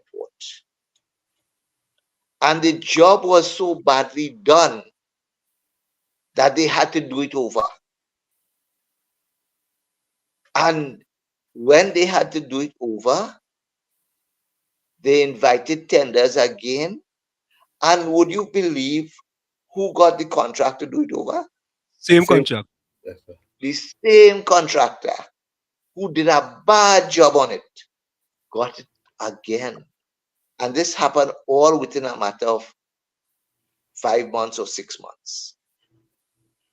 So you give a contractor do a bad job, and then you come back and you invite the same contractor to come back and do the job that the contractor had promised to do first time around. But guess what? You get paid twice. Dr. Bishnu, can you hold that for one day? We're going to go for a quick break, and we'll be right back. So, folks, we're going to go for a quick short break. It's in the village with Uncle Tommy, Professor Wall Street, Dr. Bishnu, Ragoonath, and you on WZYE 95.9 FM. We're going to go for a quick break and be right back after this. Don't go nowhere. Be right back. You're listening to WZYE 95.9 FM. You are listening to WZYE LP 95.9 FM, the most influential name in Caribbean radio in the tri-state area. Broadcasting from East Orange, New Jersey, the most influential name in Caribbean radio, WZYE 95.9 FM. We are back with you. It's in the village with Professor Wall Street and Uncle Tommy, Dr. Bishnu, Ragoonath, and you on WZYE 95.9 FM. So that just goes to show, Dr. Ragoonath, with respect to accountability, right? If a contractor did a poor job the first time, he gets a second chance to make a first impression, right? He gets a second chance to do over his work, and he get paid to do it over. Yeah. And that is why I say corruption today is, that's one example I could have given you where, we could have literally said there's corruption. But of course, you have many of those instances today where contractors are given jobs to pave roads, to do clean dredge rivers and whatever else to stop the flooding. And they can't, they do it. What is the long-term? Hold on. Go ahead, Dr. Bishnu. Yeah, what is the long-term benefit of those projects and those contracts? We really have to wait and see, because sometimes like the caller said, I know roads were paved and within a matter, maybe I shouldn't go so far. Just in 2020, they paved a set of road in San Grande just before the election, and the roads did not last 2 weeks after the election. And this was 2020. We have a caller. COP, go ahead. Good night to you all, straight. And good night to you, Uncle Tony. And good night to you, Mr. Ragoonath. Good night. Mr. Ragoonath, your knowledge is important to the future of this country. And I would like to hear you more on this program. It is very important for the future of this country because many citizens of this country keep a blind eye to the things that matters to the future of this country. That is why we are in this problem. And I ask myself, what type of citizens we have in this country? What type of human being we have in this country?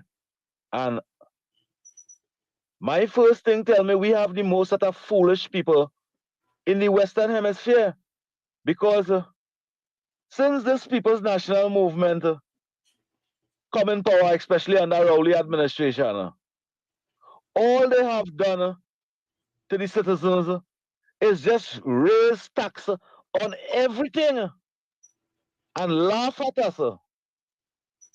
Whilst we sit down and stay quiet, laugh at us.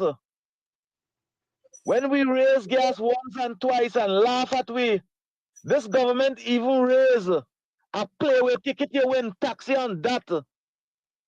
When we put gas in we car, we pay 5% more over 15, 20 years now for a better road to drive. When we buy a roll-on, roll-off tire, we pay percentage for good roads to drive over 20 years. And now, we have to pay property tax to get a good road to drive. So what you was doing with my 5% in gas and tire for all these years, we allowing this government to do us all kind of thing.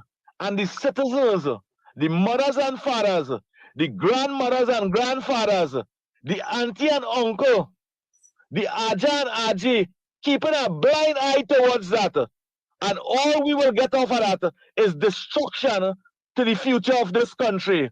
Because I know many families, mother and father, passed away and leave a nice home for their son. The house might be no current now because he walking nowhere. He under pressure. But when that property tax people pass by here and see a nice upstairs and a downstairs there and do them assessment and tell he had to pay $4,000 for the year.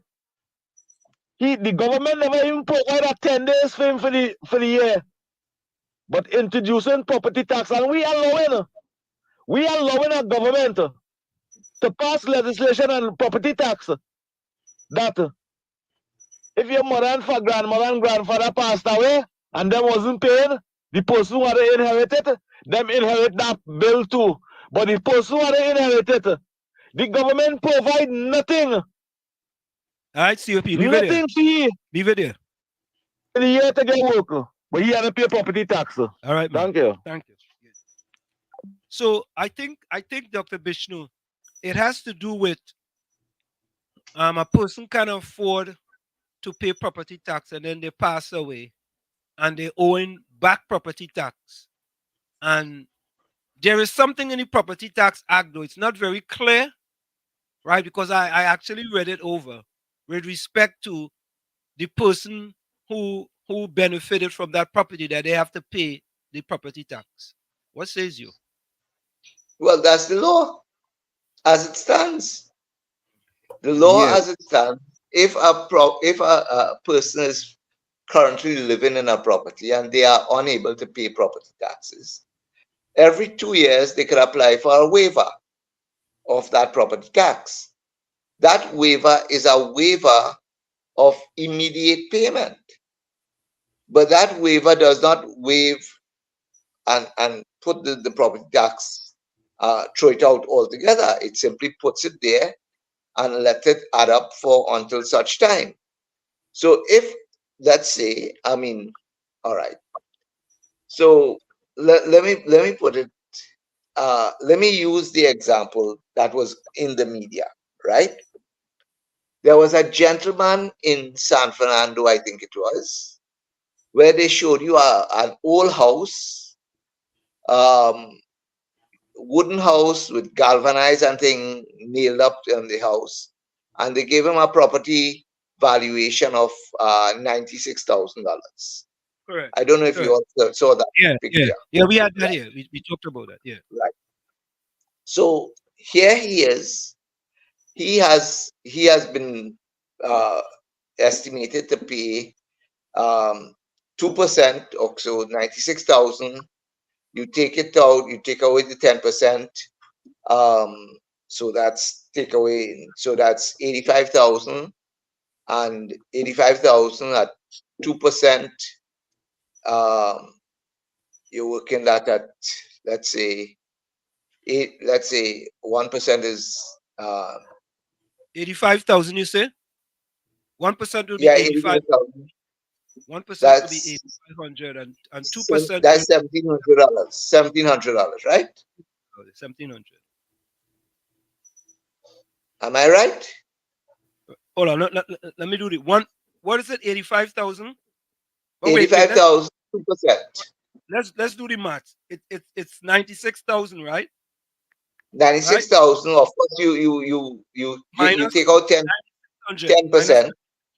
Minus 9,600 is equal to 86,400 times 0.02 is equal to 1,728 for the year divided by $144. 1728 for the year. Right. No, yeah. No. So that let's hold it at that. Let's hold it at that. Okay. Let's say this gentleman is 65 years old, doesn't have an income, applies and gets a waiver, and $1,700 a year, and he's unable to pay $1,700 a year, and he gets a waiver for 2 years. That's $3,400. But the man could be one who could live to, he's 65 now. Let's say he lives for another 10 years. He lives till 75. And he is now owing $1,700 a year for 10 years. 17,000. Plus interest. So, plus interest. So whoever inherits that house after the man passes on has a bill of $17,000 before he could talk about other future taxes. Right? So that is where you are now asking yourself. So let's just assume, and these are all assumptions here. The man is 65 years old. He has a son or a daughter who is going to inherit this property. But of course, that son or daughter, by the time he is 75, that son or daughter might be 55 or whatever else. I don't know how long the person was working or wasn't working. And the person comes in and inherits the property and tells them, now, you have a backlog of 17,000 or whatever else that you have to pay. And then every year you still have to pay a 1,700. Can people afford those things? And that's where, the government made a big issue when we had the local government election last year, when the UNC came up with the issue that there was an inheritance tax, and the government and the PNM insisted we have not talked about an inheritance tax. But is this not an inheritance tax? Right? No, it's a survivor's tax. It's a survivor's tax. You could get whatever name you want. It's the same thing. A name by any other name is the same thing. You understand? Right. So those are the kinds of challenges we face, right?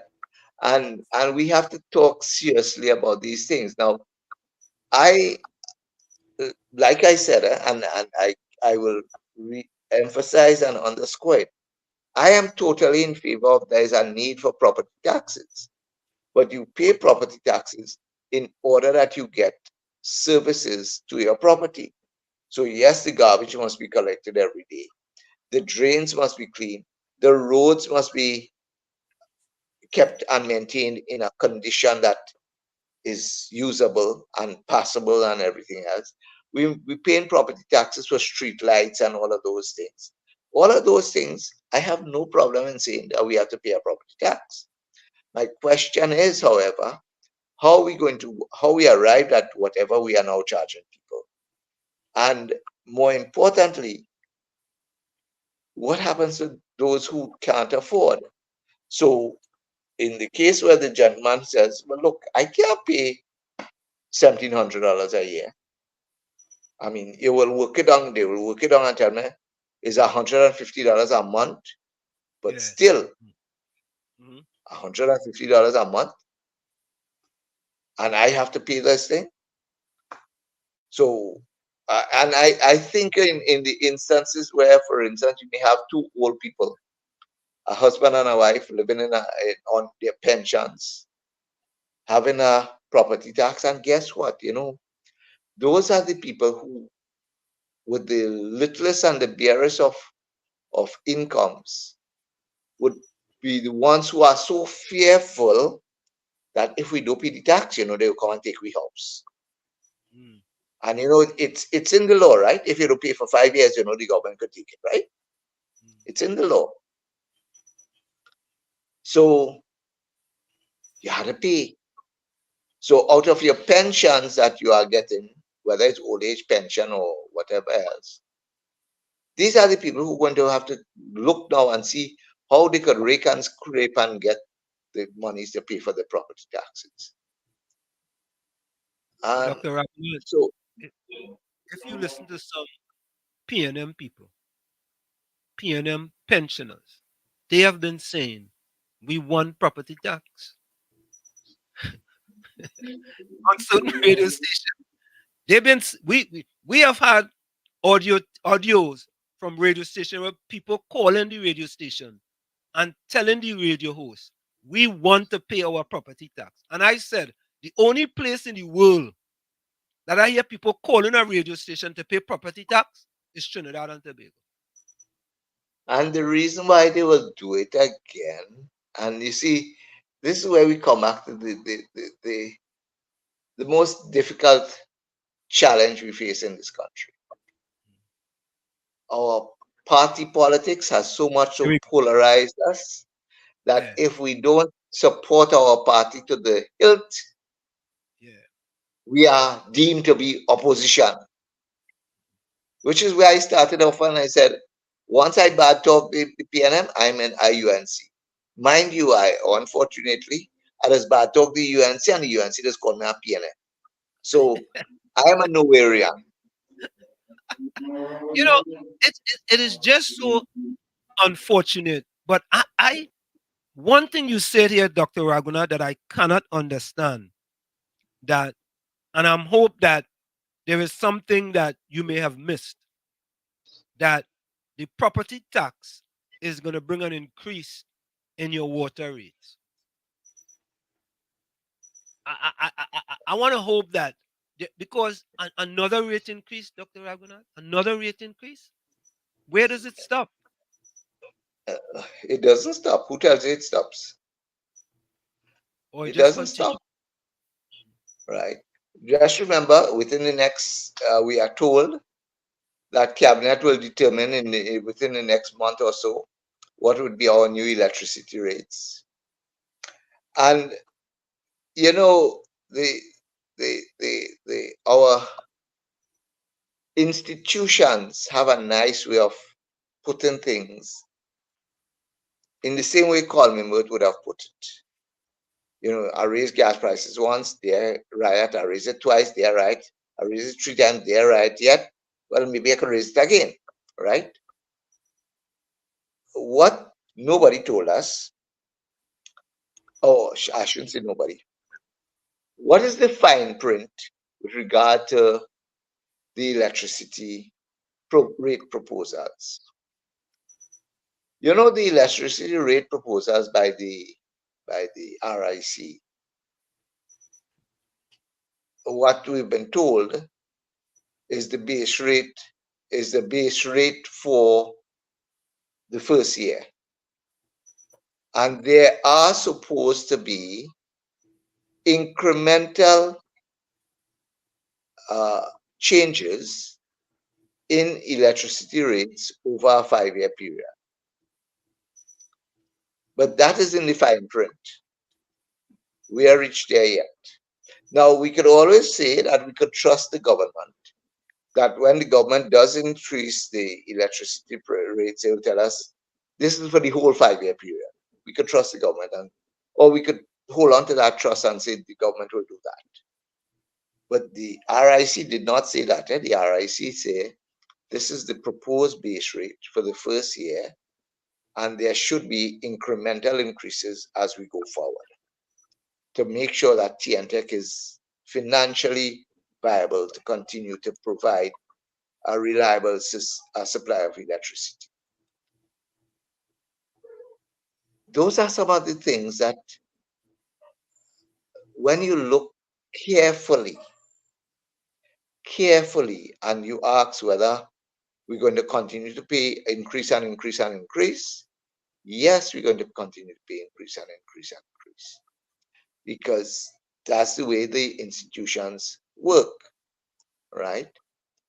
Right now, for instance, so as it stands right now, you know, the government was boasting with the claim years ago that they were paying so much as subsidies for gasoline, whether it's premium or super or diesel. I hope people already know that right now, the price we pay for premium gasoline in Trinidad is higher than what would be the market price if it was being sold at what it cost. In other words, we are now, people who buy premium gasoline pay more than what they should be paying in terms of, but we don't hear the government saying anything about that. But the years that they were paying subsidy, they claim that, well, they're not considering that we're paying a subsidy. But now that we are subsidizing the government in terms of the price of premium gasoline, we don't hear anything about that. And you see, those are the kinds of things that when we understand and we look at our politics, and we look at how, and this is why in 2020, when people ask me about the elections and what is my position on the political parties, my major concern was simply there's a question of good governance. Because to me, good governance must be based on accountability, on transparency, not buffing people every day, which is what we get now. And I don't think that's good governance. And mind you, this is not limited to the PNM, because the UNC does the same thing in terms of trying to keep their party in line and in their hierarchy and so forth. And question is, our constitution, so we come now to the whole issue of constitutional reform. Our constitution has set up a dictatorship in our government under the guise of democracy. But the point about it, we operate a zero-sum game in terms of our politics. So the winner takes all, the loser gets none, and the winner makes all the decisions for the next 5 years. So the government will make all the decisions until the term ends. And when there's another election, whoever takes government, ask yourself the question, Does anybody really want the constitution to change? No political party does, but the people needs it. The people need the change, but the political parties don't want change. They don't want change. Yesterday, in fact, I was in a conversation when I know I was asked whether I could come on at 2 o'clock yesterday, but I had another meeting, and I was in a conversation with some, well, at least one independent senators and two other people who were involved in party politics, and they kept on asking me why haven't I made submissions to the constitutional committee that was set up by the Prime Minister. And I asked, I responded to them. I says, well, the independent senator told me, well, I made my contributions already. I says, well, I'm glad for you. I said, but I have no faith in this committee. Not that I have no faith in the people who are sitting on the committee. I mean, I think that they are all capable, competent people who would want change. But I have no faith that this will take us anywhere. Because, so let me give you a simple example. Simple example. On the news tonight, there was the Southern lawyers from South, the president of the Southern Assembly of Lawyers or whatever else, who came out quite openly and said, you know, now that former Chief Justice De La Bastide has passed on, the Attorney General has used that as another fillip to push the idea of let us move to the CCJ. And the president of the Southern Assembly of Lawyers or whatever has come out and says, well, let us fix the legal system in Trinidad first before we start talking about those big things, about CCJ and things. So, for instance, the person went on to explain, and I'm talking coming out of the 7 p.m. news tonight on one of the television stations, that they closed on the magistrate court in San Fernando. The High Court in San Fernando is not operating. And I know for a fact that last year my wife was called for jury service and was told that the assignment was at the San Fernando High Court, but which was sitting in Princeton. So and there were those kinds of questions. And the president of the Southern Assembly says, why don't we fix our own problems first and then start thinking about the bigger issues? But here comes the point I'm making here, ties in here. Because the point I'm making here is I'm already hearing pushback from, well, let's sure we want to go to the CCJ and give up the Privy Council. And if, for instance, and this is a big if, I don't know, if, for instance, we come to that state where we are now pushing, after all the consultations and whatever else that this committee will come up with and say, hey, look, here's a draft constitution. And the draft constitution has within it doing away with the Privy Council and supporting the CCJ. Is the opposition going to support that? And if the opposition says no, where does that take us in terms of constitutional reform? Back to square one. Does it stall the whole process? I'm just using that as an example. Now, I don't know what the opposition is going to say about CCJ. I am not a member of the opposition. I'm not a member of the government. But I look on as to what I see happening in the society. My job as a political scientist is to observe my environment and observe how it is operating. I don't see the PNM government telling me that they are willing to now take away powers from the Prime Minister and put it in any independent office. So, for instance, But somebody has Dr. Bishnu, suggested. let me just stop it. You mean you don't see Prime Minister Rowley doing that? Taking away his powers and putting it in someone else's hands. You say the government. You know Prime Minister Rowley is the government. Right. Yes, yes, yes. Right? Okay. Okay. I don't see that happening. You really think any prime minister would want? Let's just assume we keep with the ceremonial System. president. Mm-hmm. You think any prime minister would want to have a ceremonial president who is independent of the prime minister, who will do what they want and really not toe the line of the prime minister? I don't think so. And that's where the whole question of now, mind you, we could simply do away with the office of the president and put an executive president, which is really, I mean, so put the prime minister as an executive president and finish with the charade of having a president and whatever else. You know, they could probably want to suggest that. And of course, many a prime minister will jump at the idea.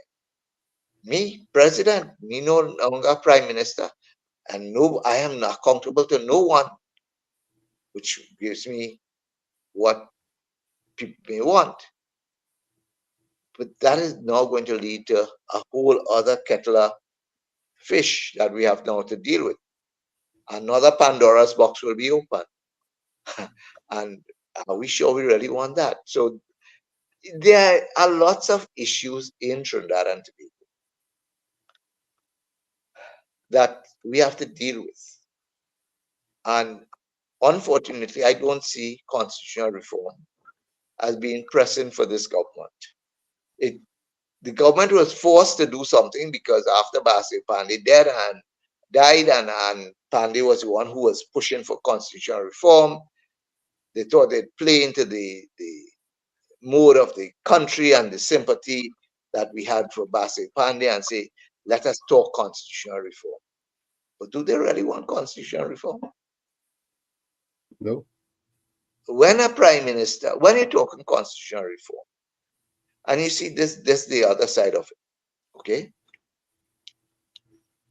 If the government really wanted to say, let us be serious about talking about constitutional reform, the first thing I would have thought a government would have done, knowing full well we operate in a two-party system, knowing full well that you need to get opposition support in order to pass a constitutional amendment bill, the first thing you should have done was simply calling the opposition and say, why don't you all nominate 2 or 3 people to sit on this committee? And if you nominate 2 or 3 people to sit on this committee, at least we start the process of some degree of buy-in, because you all will have to claim ownership too of the whole process. But by the prime minister deciding he going and appoint his own people, and so of course he appoints Barry Sinan and whoever else have you. I don't know where you get the people from. I think one of the other persons is Nizam Mohammed. One is Ray Sandy, who was a former THA chief administrator, a former permanent secretary in the prime minister's office. So yes, but question, you know what people are going to come up and say? Well, even those so-called former public servants, they have strong ties to the PNM. So really and truly, these are PNM constitutional committee. And the opposition really don't have no say in this. Will the opposition buy into it? And that's where, you see, I've always had problems with government and how government treats with the citizenry. I've always believed, I've always taken the position that what we need is servant government rather than dictatorial government. I agree with that. We don't have servant government. We have government who, when there is government, we have governor government, because they becomes the new governor. And if I may use that, the governor government, and I go back to C.L.R. James' piece of writing way back in 1931, where C.L.R. James would have told or written in his book that if the governor tells the biggest businessman to take off your pants and walk up Frederick Street naked, the biggest businessman in Port of Spain will do it, because he doesn't want to infuriate the governor, because knowing the amount of power the governor wields. And that's what we have. We have now governor government as opposed to servant government. When people look at how we operate our politics is operated in the context where whoever is in government,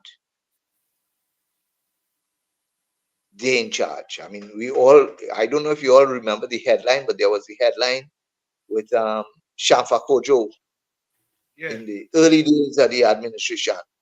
Yeah. We in charge, right? It was on one of the newspapers. So that's how government operates. Does government really want to change that? We in charge? And I don't think they want to. And they will do all sorts of things to tell that people feel we're doing things for the people, you know.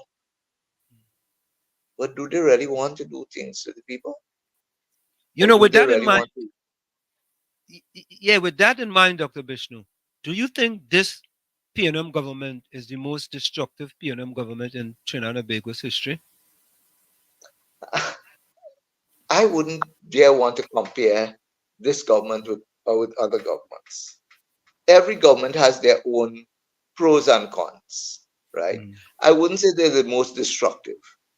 I would simply say that within the context of the current time, they are doing what they want to do and are not too much concerned about repercussions in the society. It's not destruction. It's not destruction. Well, the point about it is it might be destruction, but they will try to manage it to suggest that it is not destruction. But again, I will leave it to them. Dr. Bishnu, I have to be a politician, you know. I like how you run me wrong, but you also that one day. You know, I have to be a politician too. Dr. Bishnu, I have to be politically correct. Yeah, I know. That's like last night. Yesterday we had Gary Griffin, and I asked him a question, and you answered it. What's the matter? Answer you give me, and I had to ask him. I said, Gary, you run me wrong, but he's yours. You know? Counterclockwise. Eh?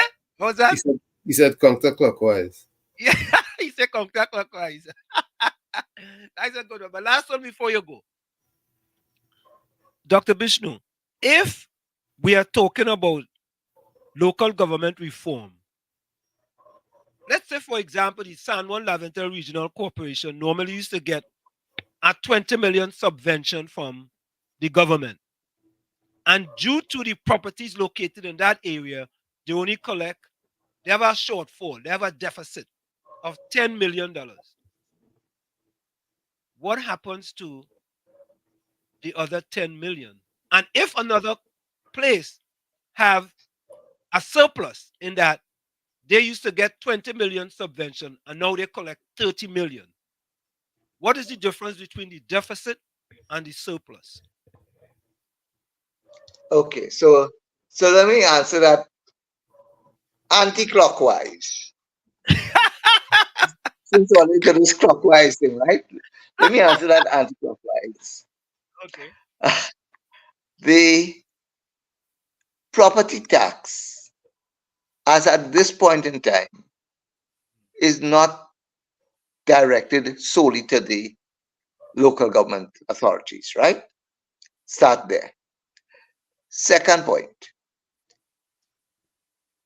the consolidated fund, or every year in the budget, monies are approved for local government authorities, local government corporations.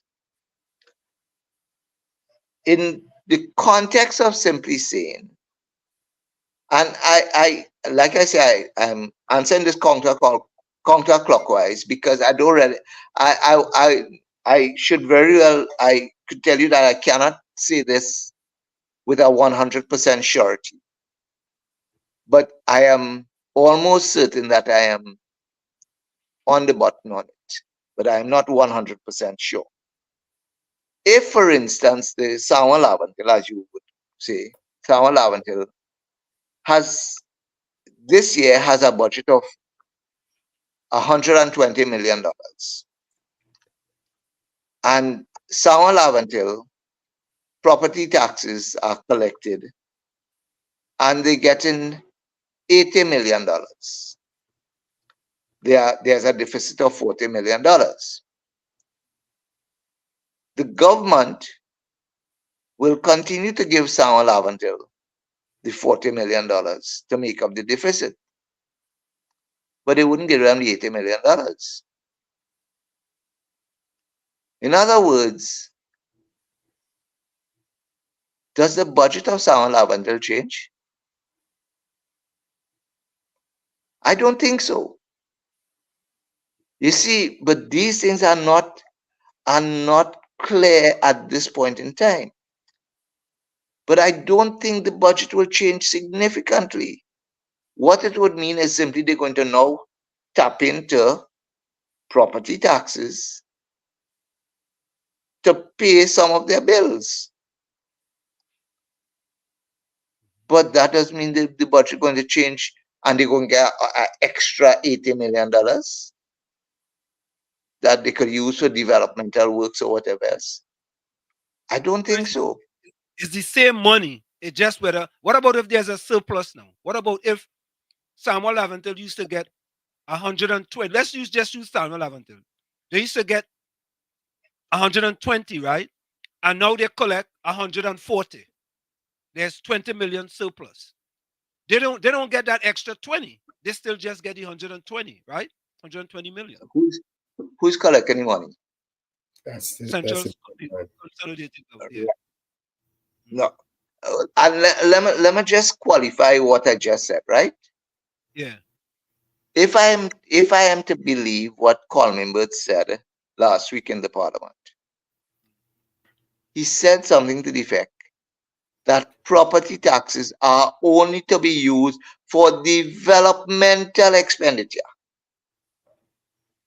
not for recurrent expenditure, not for a corporation getting money and simply going and hire a set of other people to come and get them work on a 10 days or whatever basis. He said it is only to be used for developmental expenditure. Developmental expenditure now tells me that comes in your PSIP, right? And the public sector investment program. That's where development expenditure comes in. Right. Right. It doesn't come through recurrent expenditure. Like So I am not sure, and this is where I keep saying there's a lack of transparency. But Dr. Bishnu, why are the media asking these questions in Trinidad and Tobago? Why, when the Prime Minister has a conference or the Minister of Finance go to these lavish conferences they have in all over the country, why people don't get up and ask these questions? These are pertinent questions. Why they don't ask them? It also seems as though the finance minister is making it up as he goes. Why they don't ask? Yeah. I am not sure. how independent our media is, Okay. how independent. Now, the journalists might be independent, but I have many friends who are in the media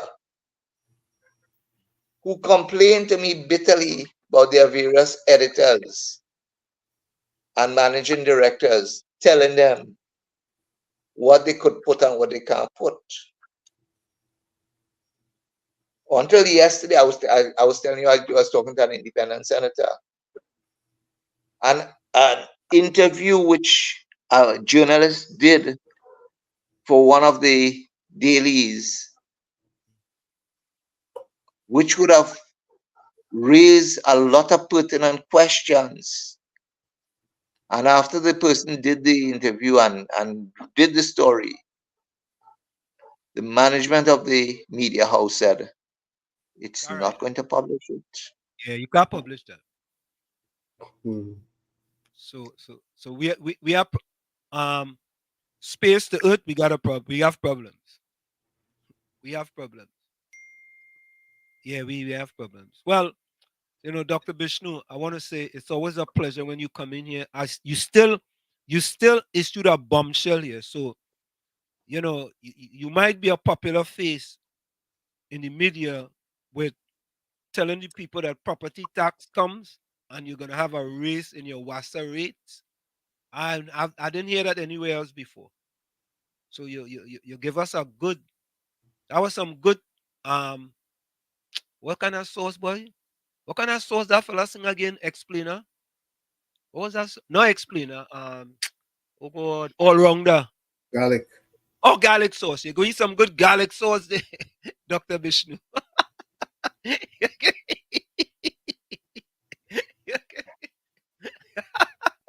you give me good garlic. It is really for us in Trinidad. No, I must say this, eh? One of your callers who called in and was talking about this country, this country, this country. And I was trying to figure out, is he talking about Trinidad or is he talking about the US? Because wasn't sure where he was calling from. All Yeah, right. you talk about Trinidad. You talk about Trinidad. Which one was it? Was it COP? Was it the first one or the second one? Yeah, the second one. Yeah, he was talking about Trinidad. All right. Okay. No, but the thing about it is that, again, many of us sit here and ponder on some of these issues. There is no way we will get answers from those in authority. I could raise all of these questions. I am almost certain if any of my government ministers is listening on this program tonight, I am certain by tomorrow, by Wednesday, I will see some Facebook post that challenges me and tries to undermine everything that I would have said. I don't have a problem with that. My question is, however, and what I've said here tonight is food for thought for our citizenry. If they are listening, if they are willing to listen, right? Somebody asked me recently, are you campaigning for the UNC? And I said, definitely not. I just simply raise issues which I think our citizens need to bear in mind. And whether or not they will take it seriously or not, that's the right, that's their right. They will then determine where they go from there. All that I have said tonight, and this is why, for instance, when we're talking property tax, I use my own examples. I use my own case, and I could tell you what transpired there. And anybody who wants to challenge me on that, I have the documentation. I could show them it, where both valuation division tell me that, you see that do exist, or that should not have existed. Right? I have documentation to that effect. So I could use my own examples. The point about it here is simply one which says, how many people turn a blind eye to some of these things. Like you said, some people call in and say they want to pay the property tax. Well, I agree with them. It is a necessary thing. But the point about it, you just don't go and follow blindly. Yep. You are not sheep to be led to the slaughter. You are citizens who deserve to know what is happening. And that's part of our biggest challenge in this place. Many people think we don't deserve to know anything. Well, last thing So before all you I go. have done, Go ahead. Go ahead. all I have done tonight is raise issues. All I have done tonight is raise issues. Anybody wants to check anything that I have raised, and I could be wrong. I could be wrong. And if I am wrong, please tell me. I am willing to accept that I am wrong. I won't buff you, as some people do. Yeah, Dr. Bishnu, before you go, someone ask Mr. Bishnu in his personal opinion how long it will take for that 2% property tax to change. I don't understand how long it will take to change. Well, the 2% property tax that came in that's going into being, into existence. You think in a year or so that's going to go from 2% to 2.5%, 2.7%? How long do you think it will for it to change? It will depend on who is in government. Okay. It will depend on who is in government. You have some people who will tell you, I raised gas prices once and they are riot. I raised it twice and they are riot. Maybe I should raise it again. If they're in government, they might very well decide that. Now, one last thing. It depends on who is in government. One last thing before you go. Right. Someone says, what about gentrification? Will that increase property taxes in the future? I cannot say what, again, like I said, it depends on who is in government and what is the position of the government at that point in time. Because governments tend to want to do things that is politically expedient and not necessarily in the best interest of the society. So again, politicians, you talk about one of the politicians last night, right? Who you had on your station. And you talk about running New Wrong Balize house, Some people will say, some of these politicians, and I'm not saying the one from last night, I'm just saying anyone, some of these politicians flip-flop. So today they might be in favor of one thing, tomorrow they might be in favor of just the opposite. Whether any of these things will come into play, again, will depend on who is in government.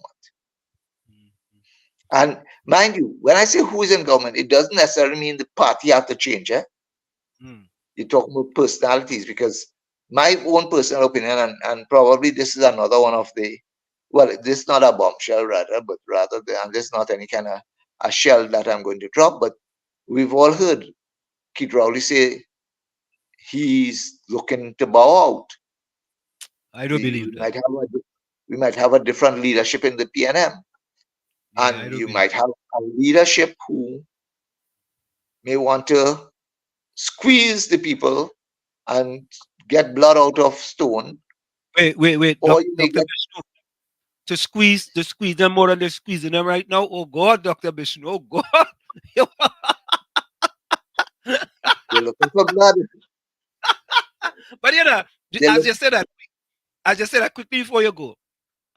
What is your take on the Rushton-Parry deal in the UNC? You have any quick opinion on that one? My quick opinion on that is that Rushton-Parry approached this whole thing wrong. Yeah, and I will say this, and I will say this to many other, I've said it to many other people. In fact, one of the conversations I had yesterday was people got angry with me when I told them, I said, Rushton-Parry approached it wrong. There was absolutely no problem in him calling for internal elections.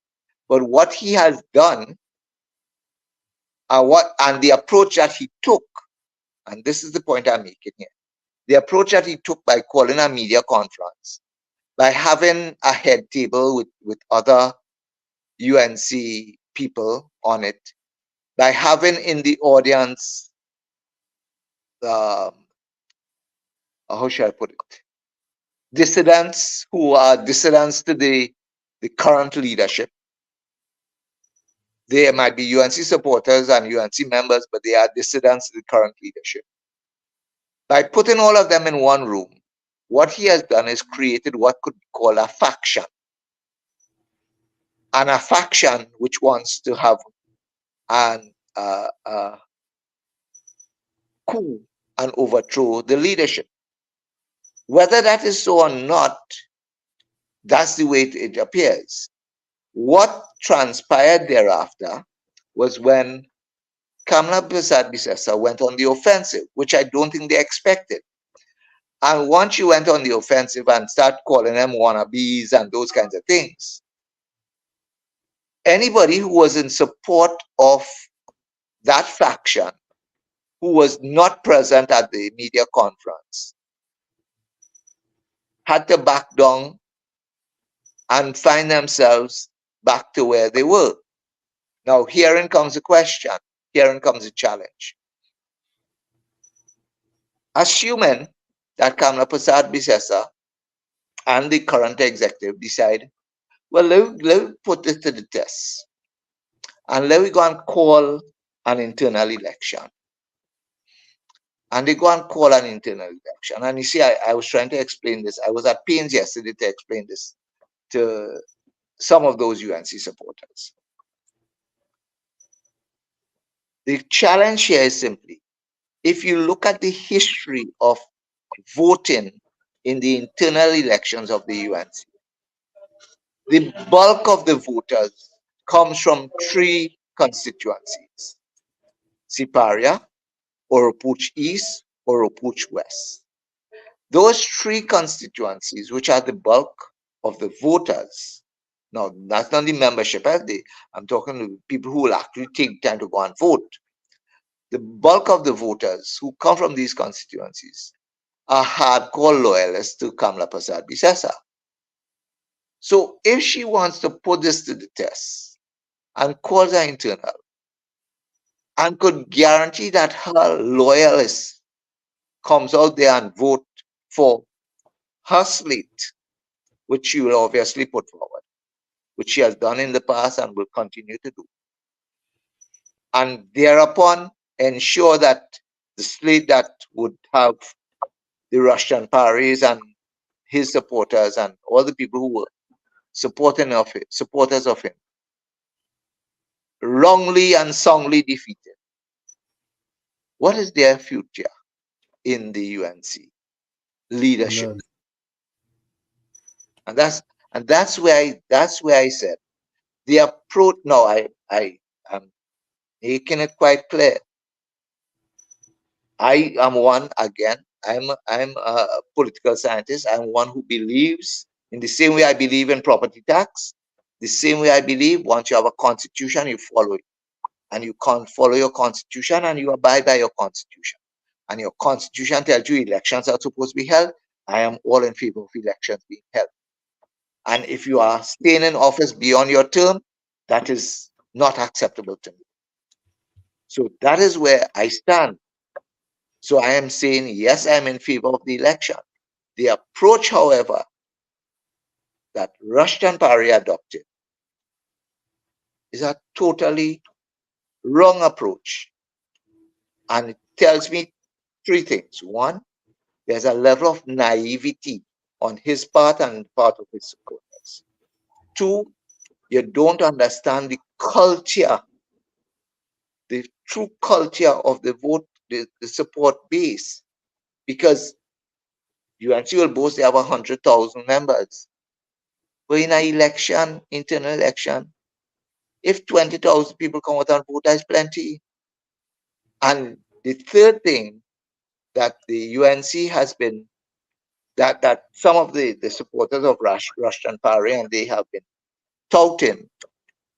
Well, we did it in 2009 when we forced Basil Pandey to call the election, right? And We got it. We was able to throw out Kamla Prasad Bisesa. And I said, yes, but always remember in 2009, what happened in 2009? Or maybe I should say what happened in 2007. Well, you mean Chaud Basdeo Pandey. You mean Chaud Basdeo Pandey. You said Chaud Kamla Prasad Bisesa. You mean back in 2009, Chaud Basdeo Pandey. Right, For sorry. Kamla. Okay, yeah. Yeah, okay. So, right. So, but what happened in 2007? In 2007, 120,000 UNC supporters walked out of the UNC and went and supported the COP. So they had already expressed their dissatisfaction with staying within that UNC under Basdeo Pandey leadership by walking out and supporting the COP. In 2010, when Basdeo Pandey called the internal elections,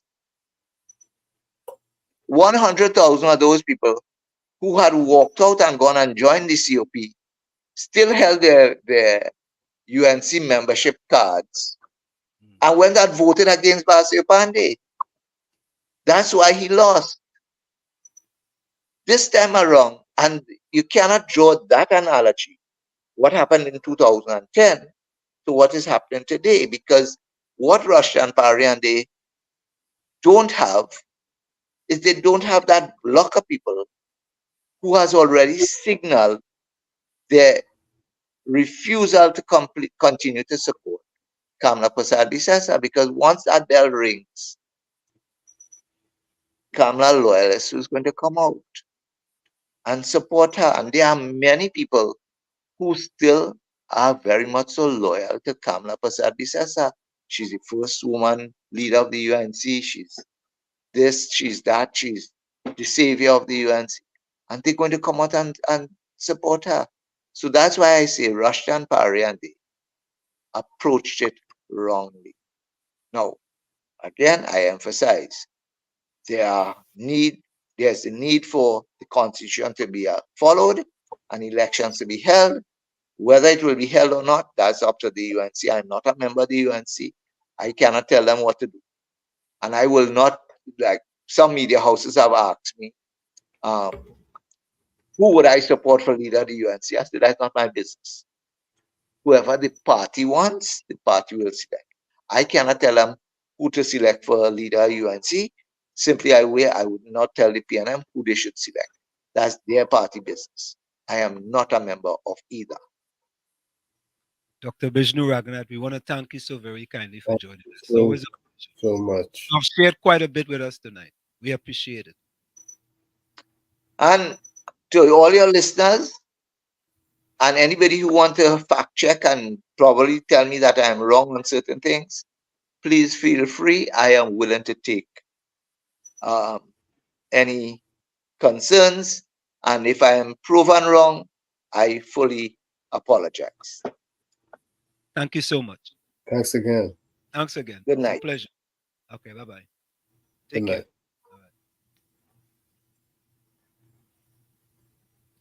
Okay, there you have it, Sonny. Oh, Yes. very It is an ID. Yeah, very spirited discussion there. So, folks, we just kind of run over time. Just put your closing comments in chat. We're going to go for a quick station identification. I'll be right back. Put closing comments in chat, station ID, and we'll be right back. Stick and stay. It's In the Village with Professor Wall Street, Uncle Tommy and you on WZYE 95.9 FM. You're listening to WZYE 95.9 FM. You are listening to WZYE LP 95.9 FM, the most influential name in Caribbean radio in the tri-state area. Broadcasting from East Orange, New Jersey, the most influential name in Caribbean radio. WZYE 95.9 FM. We are back with you. It's In the Village with Uncle Tommy, Professor Walsheet, and you on WZYE 95.9 FM. Of course, we come to you every Monday, Tuesday, and Thursday from 7 to 10 p.m. Monday, Tuesday, and Thursday from 7 to 10 p.m. We are trying to get, I'm going to give you guys some inside information. We're trying to get the deputy political leader of the UNC tomorrow. I sent him a message. He normally answers my message, so we'll see what happens tomorrow. So just in case, I'm giving you guys a little heads up. That's what we're gonna have tomorrow. the deputy political leader of the UNC. And hopefully he will join us tomorrow. Same time, same channel on WZYE 95.9 FM. Tommy, so let me give you my closing comment.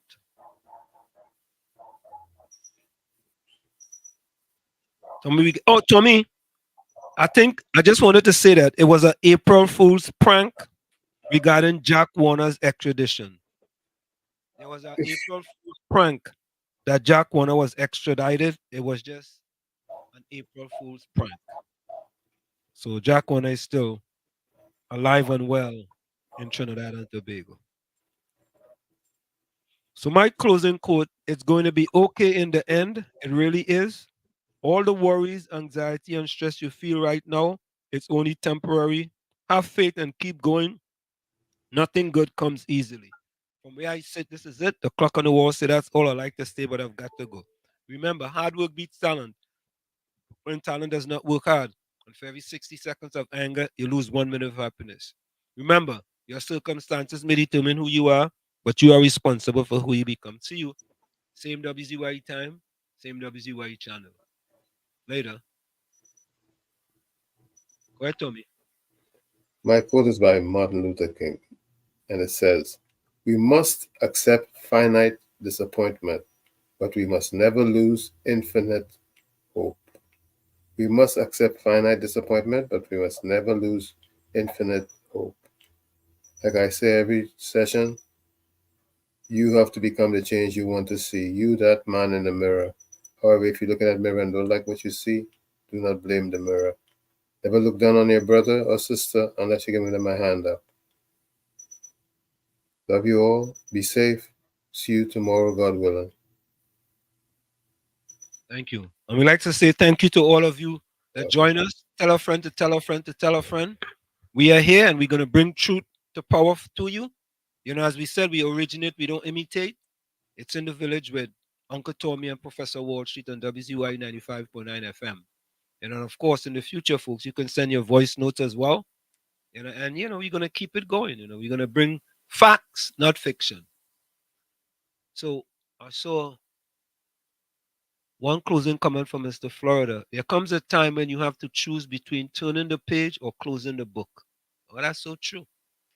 There comes a point in time when you have to choose between turning the page or closing the book. Yeah? So let me say good night to all of you. You can continue to send.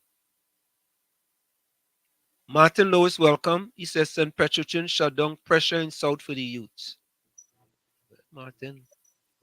Well, Caribbean Soul said, as soon as property tax pass, PNM will have the mother of all election rally, the biggest ever. All right. All right. So, folks, you can still send your closing comments, and we are out of here. And this is how we go out. You know how we go out. All right. Good night, folks. See you. Good night. This is oh Lord, Trinidad and Tobago. This is DJ Bravo. I'm hurting you up. This is a sad place. My country turned into a sad place. When I look around, it's only sad face. Our country turned into a sad place. All I see in front of me, nightmares turn into reality. Like somebody build a monster factory. Parliament up against parliament economy. But let the moderators in another body in a dream. Somebody girl child missing, another rape again. An next road stain with somebody's sunburn. Who take the F out of Port of Spain. This is a sad place. My country turned into a sad place. When I look around, it's only sad face. Our country turned into a sad place. Now with the love, with the vibes, with the hope. Now tell me something, how we really want we cope. When the children breathing in too much gun smoke, and the coast guard can never see a boat. You're sounding like some goats when they come looking for votes. Hit the empty promises, reading like a horoscope. Justice for sale in a fat envelope. Politically, all the answers is a joke. This is a sad place.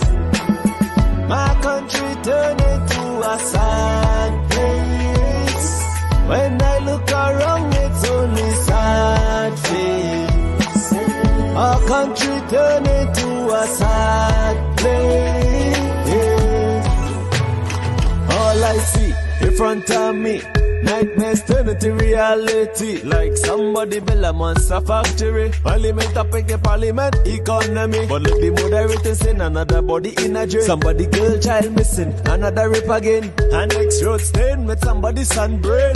Who take the S out of Port of Spain. This is a sad place. My country turned into a sad place. When I look around, it's only sad face. Our country turned into a sad place. It doesn't matter the religion, the color, the creed, or the race. It's our responsibility to take care of our place.